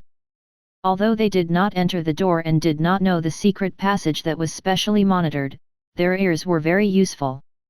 The ears of Grand Knights were naturally very strong. Ordinary people could not hear it. But they could. The Pandey continent was a fantasy world. Even if it was already very low in demonization, the power of the extraordinary also had some special enhancements. For example, the level 6 cavalry that had already reached the peak, these Lion Knights had such a set of skills. After all, they were constantly out in battle. If they did not have good hearing, they would not be able to hear the enemy's advance and their own orders. That would be bad. There were also crucial points. On the Pandey continent, there were the underworld demons and the Nordo elves. These races still had the knowledge of ancient magic. Of course, they also had knowledge of space-related magic. The underworld demons had broken through space to invade the Pandey continent, while the Nordo elves had opened up a pure land space in the forest to isolate the humans. They reproduced on their own in an attempt to regain control of the continent. Therefore, as the strongest national knights of the Kingdom of Sarian, these Lion Knights naturally knew some similar knowledge. Their enemies were not the other countries. They also included the demons of the underworld and the Nordo elves. It was for this reason. Even when Baron Dillon activated the crystal ball in the dead of night to ensure that the knights guarding outside were not on guard, he still could not escape Kant's control by arranging with his allies in a very low voice. When he activated the crystal ball with his supernatural power, the fluctuation of space was detected as soon as it was released. Then, it was monitored. In the next 6 days, every knight's plan was easily monitored and even rewritten into documents, which were presented to Kant continuously. As for the attack that was about to end at the banquet tonight, it was especially targeted. Hundreds of candles lit up the hall. There was only a piece of plate or leftover food on the long table. A messenger, the Swadian infantry, quickly came to Kant and whispered, "Lord Kant, Sir Phirantus asked me to inform you that about 300 cockroaches have come in." "Yes, tell them to continue hiding and wait for orders." Kant gave a new order. "Yes." The infantry quickly turned around and left. This was a small episode. No one cared. Even if they saw it, they did not think too much about it. However, Kant walked forward, clapped his hands, and came to the high platform that was built. He smiled and said, everyone, the banquet lasted for 7 days. Perhaps it was not well treated, but please forgive me. Merciful Lord Kant, you have served us well. There is nothing wrong with it. We love your banquet. This banquet is amazing. The guests and the vassal knights cheered. This was not a hypocritical social speech, but a sincere one. After all, to be able to come here for free and enjoy a high-class banquet like a noble, it was not something that they, who were not even a noble, could enjoy. Moreover, there was Kant's promise to give them a pie in the sky. It was extremely tempting. This banquet was really something.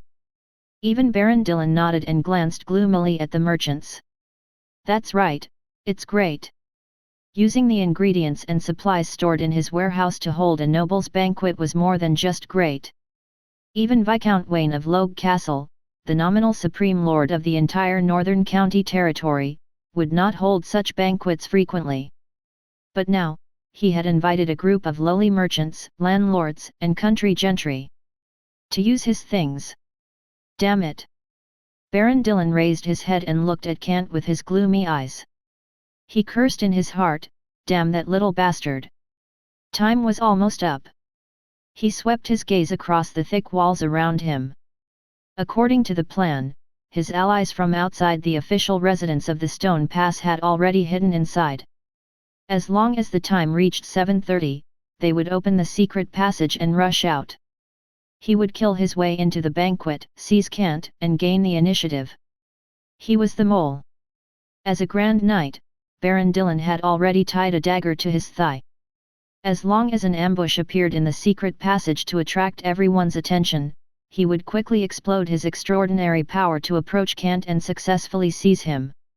This way, even if the other Grand Knights came to rescue him, they would have to surrender and listen to their arrangements. It was a perfect plan. Baron Dillon's gloomy eyes were filled with pride. However, when he saw Kant's calm face and the few guards around him, he did not know why, but his sixth sense suddenly jolted. He initially wanted to get closer to Kant, but he held back and did not move. He was a little puzzled. In the past, Kant, this little brat, had always had a few Grand Knights guarding him. Why did he leave today? And Baron Dillon was also suspicious. The plan was too successful. It was so successful that even he felt that it was simple. Even the strange bottom was really too successful. There was no surprise at all. Wait. Baron Dillon panted heavily. There was a hint of shock in the depths of his eyes. He suddenly thought of a possibility. The fear that came from the depths of his soul made him pick up the wine cup again and gulp down a mouthful of sweet malt. He did not stand up. He simply did not move. At this moment. Bang! Chapter 379, The End of a Perfect Banquet. Bang! A muffled sound appeared in the void. The noisy hall gradually quieted down. Everyone looked to their left and right in bewilderment. They didn't find anything unusual. Finally, they looked at Kant, who was on the highest stage. Bang! Another muffled sound appeared, and the guests on both sides of the hall discovered the source of the muffled sound. It came from within the walls on both sides of the hall of the official residence. It was like a battering ram smashing heavily against the city wall, and even the guests on the outermost perimeter could only watch as the originally smooth stone walls began to show obvious protruding marks, as if something was trying to rush out from within. However, before they could react, the protruding marks instantly exploded. Boom hwalala! A fog formed by dust instantly filled the hall. The walls on both sides of the hall of the official residence collapsed with a loud bang. In the midst of the dust, soldiers wearing full sets of chain armor and holding long swords and axes rushed in. On both sides of the hall, there were 2 Grand Knights who were emitting a scorching red glow leading each. Under the shocked eyes of the many guests, they quickly surrounded them. Kill! All the soldiers let out a terrifying roar. The Grand Knights on the left and right side frowned as they looked at the middle of the crowd.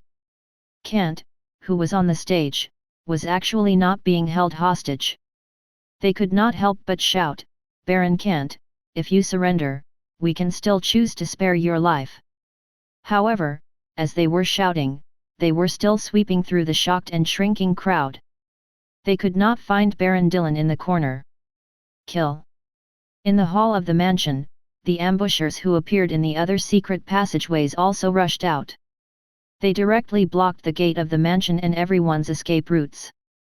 They held large shields and sharp axes in their hands. For a moment, even the Swadian knight and the infantrymen who were guarding the gate did not rush in. No, it was not that they did not rush in, but that they did not rush in at all. Baron Dillon narrowed his eyes. He sat on the chair with a complicated look in his eyes. There was even fear in the depths of them. Now, he had finally discovered why Kant did not have anyone by his side and why his plan could be so easy. It was because right beside him were two lion knights who were secretly hiding and wearing plate armor. At some point in time, they had already caught him in the middle and were monitoring him coldly. Baron Dillon could not imagine that his plan had already been seen through. Moreover, they were targeting this plan. They wanted to completely kill the ambushers who had broken into the Forbidden City. It's over. A soft sigh appeared. Baron Dillon looked at Kant, who was calm on the high platform, with a complicated expression. At the same time, he swept his gaze across the allies who seemed to be unaware of the situation. Finally, a bitter smile appeared on his lips. It's over.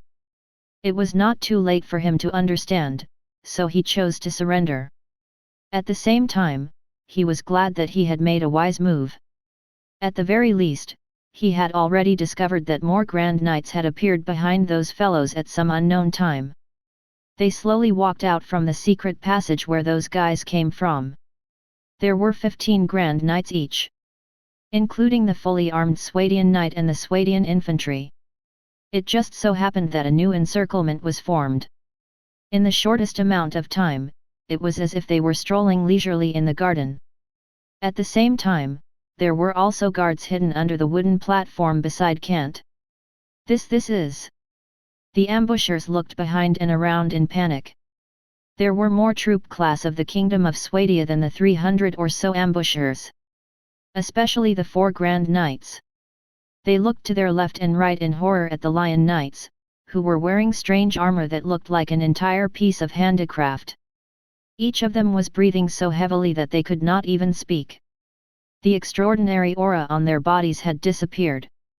The fear in their eyes almost made them surrender. They could sense it.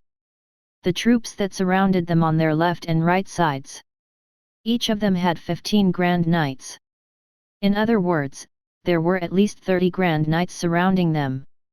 These ambushers who had suddenly appeared did not dare to act rashly. This was because they knew that if they acted rashly after being surrounded, they would probably be completely annihilated. They would not be able to return successfully like they had planned. How could it be like this?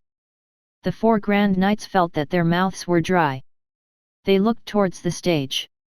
Kant had 5 Grand Knights protecting him personally. It was impossible for him to rush over. As for the guests in front of them, they were a group of small merchants and small landlords. They did not have any status at all. They did not believe that they could capture Kant, who was a baron and the second son of an archduke, just by holding these people hostage. The situation was in a stalemate. Only then did the guests react in a daze. They seemed to have fallen into a conspiracy. They looked at the nervous soldiers in ambush. Then they looked at another wave of soldiers waiting to be exhausted. Finally, they looked at Kant. They swallowed their saliva. None of them dared to say anything now. They just looked at him with eager eyes. "Welcome, everyone." Kant finally opened his mouth. With a mocking smile on his lips, he said, "The subordinates of Aunt Agatha from the Eastern County, are you also here to attend my banquet? Unfortunately, this at the end of it. You are too late." Oui. The 4 Grand Knights in the lead were still unable to speak. There was no way for them to say anything. Did they have to admit that the reason they came here was not to attend the banquet, but to kidnap Kant, kill him and occupy Stone Pass and Oasis Lookout? This was a joke. They had nothing to say. Even the weapons in their hands could not help but drop in the face of the threat of absolute strength. The surrounding guests huddled together like quails, but the panic in their eyes faded. Looking at Kant and the surrounding attackers, they understood what had happened. Obviously, there were attackers who wanted to make trouble, but Baron Kant had dealt with them wisely. Everyone. Kant spoke on the stage. Looking at the guests who had recovered, the corners of his mouth curled up into a smile. Let me introduce these new guests. They really want to participate in this banquet, but unfortunately, the banquet is about to end. The hall was still dead silent, only the sound of heavy breathing could be heard. No one dared to speak without permission. Kant shook his head helplessly. Fadus, come and introduce our friends, their hard work. Okay. Among the surrounding crowd, Fadus walked out. He was also wearing a full set of chain armor, holding a knight's sword in his hand. He calmly said, they arrived at the forest near the stone pass late last night and rested until noon today. Then, they sneaked into the official residence in the secret passage outside the stone pass, and just now, they officially appeared in front of us. Oh, this is really hard work. Kant nodded. The smile on his face was still mocking. But my friends from the eastern county, with my relationship with Aunt Agatha, you could have come earlier. This. The eyes of the four Grand Knights widened. This was clearly their itinerary, but they did not expect Kant to say it like this. If they did not know beforehand and were secretly monitoring, how could they get such accurate information? Their hearts sank, and they instantly thought of the person who was still discussing the information. Baron Dillon. Only he knew about this plan and the specific process. And now, they saw that Baron Dillon, who was supposed to be coordinating from the inside and the outside, who was the first to hold Kant, the highest commander, did not appear. He did not even appear at all. They already had a guess in their hearts. Betrayal. Baron Dillon's betrayal. The guests were all breathing heavily as they whispered to each other. The buzzing sounds were incessant. Although they were terrified now, they were even more curious. This was a rare occurrence. After all, even the Countess of the Eastern County, Agatha, was involved, and it was Baron Kant who had personally surrounded and occupied the initiative of the attacking troops. This news would definitely be current when it reached their master. Kant's smile remained as he looked at the Eastern County's ambushers who were obviously thinking too much. He did not refute. Instead, he stood on the stage and looked at Baron Dillon. He opened his mouth and said, Uncle Dillon, thank you for your help. I think these friends of the Eastern County will thank you. If not for your help, these friends would not have been able to come to my banquet so easily. Ha! Baron Dillon forced a smile, but his face was ashen. There was even more noise from the surrounding discussions. The guests and vassal knights looked at Baron Dillon in surprise. However, there were also the soldiers from the Eastern County who had ambushed him. Their fierce gazes were almost murderous. There were even a few who were hot-tempered. They gritted their teeth and wanted to stab Baron Dillon. Compared to being surrounded, by force, and betrayed, it was more infuriating. Disarm them. Kant stopped smiling.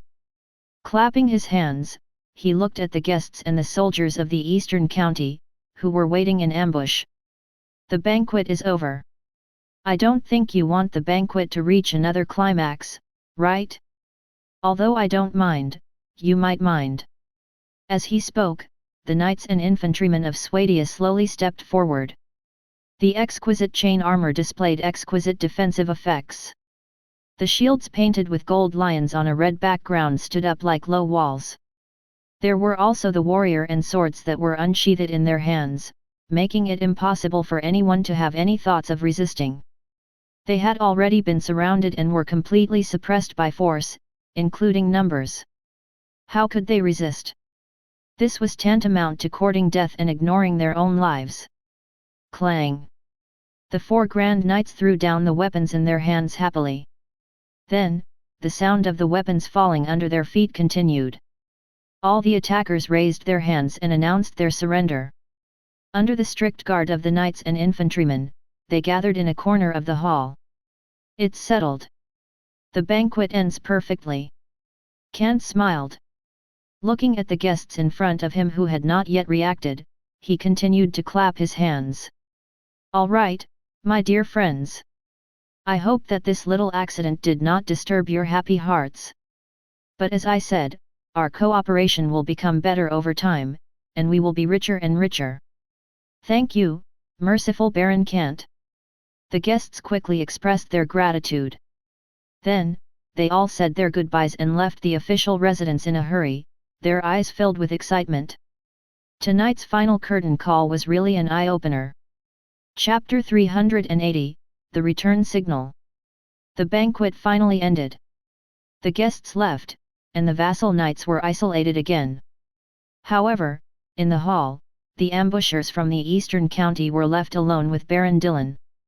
They all sat on their chairs with ashen faces, losing their previous splendor. Beside them, the Swadian infantry with swords and shields had surrounded them. Their vicious eyes were filled with indifference towards life. They were all elite soldiers. Veterans who had been on the battlefield, seen blood, killed people, and did not take human lives seriously. These were from the eastern county, so they could be considered elite soldiers who could sense it. Thus, they chose to surrender without hesitation, so that they would not be massacred by these veterans here. Although they were loyal to Countess Agatha of the eastern county. But there's no need to die here. Besides, these guys turned to look at Baron Dillon, who was sitting in the corner, still drinking his ale. Their eyes were full of hatred, and they gritted their teeth. This damn Dillon, about to be chopped up and fed to the dogs. How dare you betray the Countess Agatha? That's... The four grand knights also gritted their teeth and looked at Baron Dillon, who did not even look at them. They could not help but say angrily, I thought he really joined us. I did not expect that he would let us be captured so easily. But you can resist. Baron Dillon said drunkenly. He had drunk a lot of malt liquor, probably about half a barrel, so his face was already red. He looked at the four grand knights of the eastern county and the ambushers. He could not help but smile mockingly. Don't make excuses here. If you could resist, you would have died in battle. If you could talk to me alive, wouldn't you have chosen to surrender? You. One of the four grand knights had a bad temper and wanted to stand up. Calm down. However, there was still a calm person beside him who pulled him back. Looking at the 30 grand knights who were holding them captive, a sense of powerlessness that came from the bottom of their hearts suddenly appeared. In fact, they really had no way to refute what Baron Dillon said. If they could resist, they would have resisted long ago. Why would they wait until now? However, they did not dare to. In the entire eastern county, there were less than 10 grand knights, including the old and the young, who were carefully nurtured by the noble families. There were already 4 of them. However, what they were facing was not 1 or 2. Nor was it 3 or 4 or 5. Instead, there were a total of 30 grand knights. They were at the same level as them, or even stronger. They were all in their prime. They were grand knights with extraordinary powers who had fought on the battlefield. Then, how could the 4 of them fight? How could they have the confidence to fight? They sat on the chairs sadly. They were helpless. To the soldiers who had already disarmed and were also sitting in their chairs or corners, they did not have any thoughts of encouraging them to fight their way out of the encirclement. They only sighed softly and smiled bitterly at each other. They had just entered and were already surrounded. They were completely in the hands of others, so there was nothing left for them to resist. A wise move. Kant smiled. He expressed his appreciation for their choice to surrender calmly. Generally speaking, your actions will allow you to live a long life. This joke was almost like a cold joke, but it only made the elites of the eastern county region let out a bitter smile. After all, they were captives and lowly existences. Under extreme pressure, they lowered their heads and chose to live a long life. Of course, they would live a long life. However, the dignity and honor they once had also disappeared along with their lives. Those who surrendered had no dignity and honor to speak of. All right. Kant chuckled and sat on the main seat. Let's get back to the main topic. Looking at these grand kites and the obviously elite ambush soldiers, he calmly asked, "Why did you come to my banquet?" "If I remember correctly, your lord, Countess Agatha, should be my aunt." "That's right," one of the four grand knights answered. In their opinion, they had been betrayed by Baron Dillon. There was nothing to hide at the moment. "Baron Kant, your salt mine is coveted. No one can ignore it. Even your aunt, Countess Agatha, is also eager to get your salt mine." Kant nodded. "Very good. I'm very satisfied with your answer. It's true. Of course."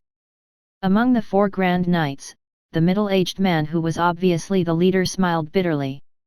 Looking at Kant and the surrounding guards who were glaring at him, he completely let down his guard.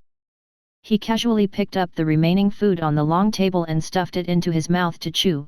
At the same time, he calmly said, "Other than this, the barren stone pass and the forbidden land of the Naran desert have no meaning at all. The truth." Kant smiled and turned his head to order, "Give him a glass of malt wine." "Yes." A Swadian knight answered. Soon, he brought a glass of malt wine to the side and placed it beside the Grand Knight. "Thank you very much for your generosity, Baron Kant." The Grand Knight nodded and thanked him. He wolfed down a few pieces of fresh roasted meat and finished the glass of malt wine in one gulp. Only then did he let out a breath reeking of alcohol. He said with satisfaction, "I've only enjoyed a big meal today after coming all the way from the camp of Death Penalty Mountain. Do you want to eat? I can guarantee that you will enjoy these big meals every day." Kant said with a smile. The Grand Knight asked in return, "Can I?" "Of course, in my name." Kant nodded his head. "This." The Grand Knight muttered to himself. But before he could reply, the Grand Knight beside him let out an anxious grunt. The surrounding soldiers who had put down their weapons and surrendered looked at the Grand Knight in shock. Their eyes were filled with disbelief, but deep in their eyes, there was a hint of desire. Since they had chosen to surrender, they were naturally nervous about their future. The other three Grand Knights had their own thoughts. These elite soldiers also had their own thoughts. "Stay. Even if you resist, you won't be able to. Moreover, even if it's that woman, Agatha, how can she be stronger than Kant? Don't be silly. What's displayed in front of you now is not a power that Agatha, that woman, can resist." However, behind them, Baron Dillon said drunkenly. He was originally sitting on a chair. Now, his face was flushed red. Looking at these Grand Knights and the elite soldiers of the Eastern County, he could not help but chuckle. "All of you thought that Kant was a good-for-nothing, but who would have thought that in the end, you were all deceived by this young man?" "Baron Dillon, what do you think?" Kant asked back. "I'm willing to serve." Baron Dillon's face was flushed red. He shrugged nonchalantly. "In the past, I was loyal to Princess Sophia. Now, I'm loyal to the princess's son. There's nothing that I can't accept." "That's very good." Kant smiled and waved his hand. "Baron Silon is very wise, isn't he?" "I'm just being sensible." Baron Dillon smiled bitterly. He now understood that as long as Kant had such power, not to mention Countess Agatha, even the entire dukedom of Leo would not be a match for him. Even if there was a peerless foundation, he would probably compromise. Kant was the second son of the Grand Duke of Leo, Cameron. He was the second in-line heir. If an accident really happened, it would be the same as fighting for the throne. It would be a family matter. No matter who won, the members of the royal family of Leo were still members of the royal family. Even the bloodline had not changed. The only difference was that the first in-line heir had left the world forever because of an accident. This had happened before in the history of the Dukedom of Leo. Many of the noble families were used to it. It was only now that Baron Dillon understood why the truly great noble families were still silent. Even if they had sent out secret troops to take over the pass, the official troops on the surface had yet to appear. Even now, the ambush troops of Countess Agatha from the Eastern County Territory were only troops that claimed to be from the Eastern County Territory. As long as Countess Agatha denied that she was one of them, she would be able to get away. These were all unspoken rules among the noble families. Most importantly, Kant had already shown his power. Those noble families who had no enmity with Kant might have to consider how to deal with the upcoming battle for the throne and who they should rely on to obtain the greatest benefits. That's right, they were thinking about the battle for the throne. Not the rebellion of the Lord. Kant was indeed exiled back then, but he was given a title and name. Moreover, he had not given up his identity as the heir in name. If he wanted, if he could, if he had enough strength, he could inherit the title of the Dukedom of Leo. The current Kant indeed had enough strength, so he could if he wanted to. Countess Agatha is not that good. The Grand Knight smiled. He obviously understood the reason. He looked at the three Grand Knights beside him and said calmly, "We worked for Countess Agatha for at least 10 years. Now I think we can leave." The other three Grand Knights were still in a daze. A wise man submits to circumstances. Kant said similar words. Clapping his hands, he instructed the knights beside him, "Let these friends go and rest. I think there are enough rooms at Stone Pass for them to rest." "Yes." The knights nodded and made a gesture of invitation at the same time. The four Grand Knights followed silently. These were all high-end forces. In Kant's opinion, there was still a need to recruit them. After all, he would not mind having fewer Grand Knights. Although he could not really believe it, he could treat it as a knife in his hand. It was really not bad to be able to use it. Especially when this kind of high-end force was in his hands. Kant had many Royal Knights and Lion Knights. They were all top-tier troop class 6. However, these troop class could not help Kant manage his estate. In comparison, war was more suitable for them. After all, they were troop class that came from the world of cavalry. However, these extraordinary troop class of the native world were different. They were originally a noble. And they were local noble. Submitting to Kant meant that Kant could bring more benefits. For example, those who were good friends with them, those nobles that could be contacted, could communicate with them. Finally, they would submit to Kant. It was like a new round of enfeoffment, a noble that Kant had given away. The core force, which was the troop class that rode and hacked the world, was firmly in Kant's hands. As for the strength of the local world, it was to assist. Whether it was the high-end force, the noble lord, or the ordinary civilians, they all formed a protective net around the periphery of Kant's rule. When the enemy thought that they had used all their strength to tear this protective net into pieces, Kant was actually unharmed. "Let Baron Dillon go back and rest early." He waved his hand and gave the order. Looking at the drunk Dillon, Kant said calmly, "Let them think about it. I think they will make the best choice. After all, they are all smart people." "Yes." The knights also pulled the drunk Baron Dillon away. He did not resist. "As for you..." Kant looked at the elite soldiers of the Eastern County. He frowned slightly. These so-called elite soldiers were at most at the same level as the Swadian infantry. However, their equipment and battle experience were not as advanced as the elite soldiers that had been tested in the cavalry world.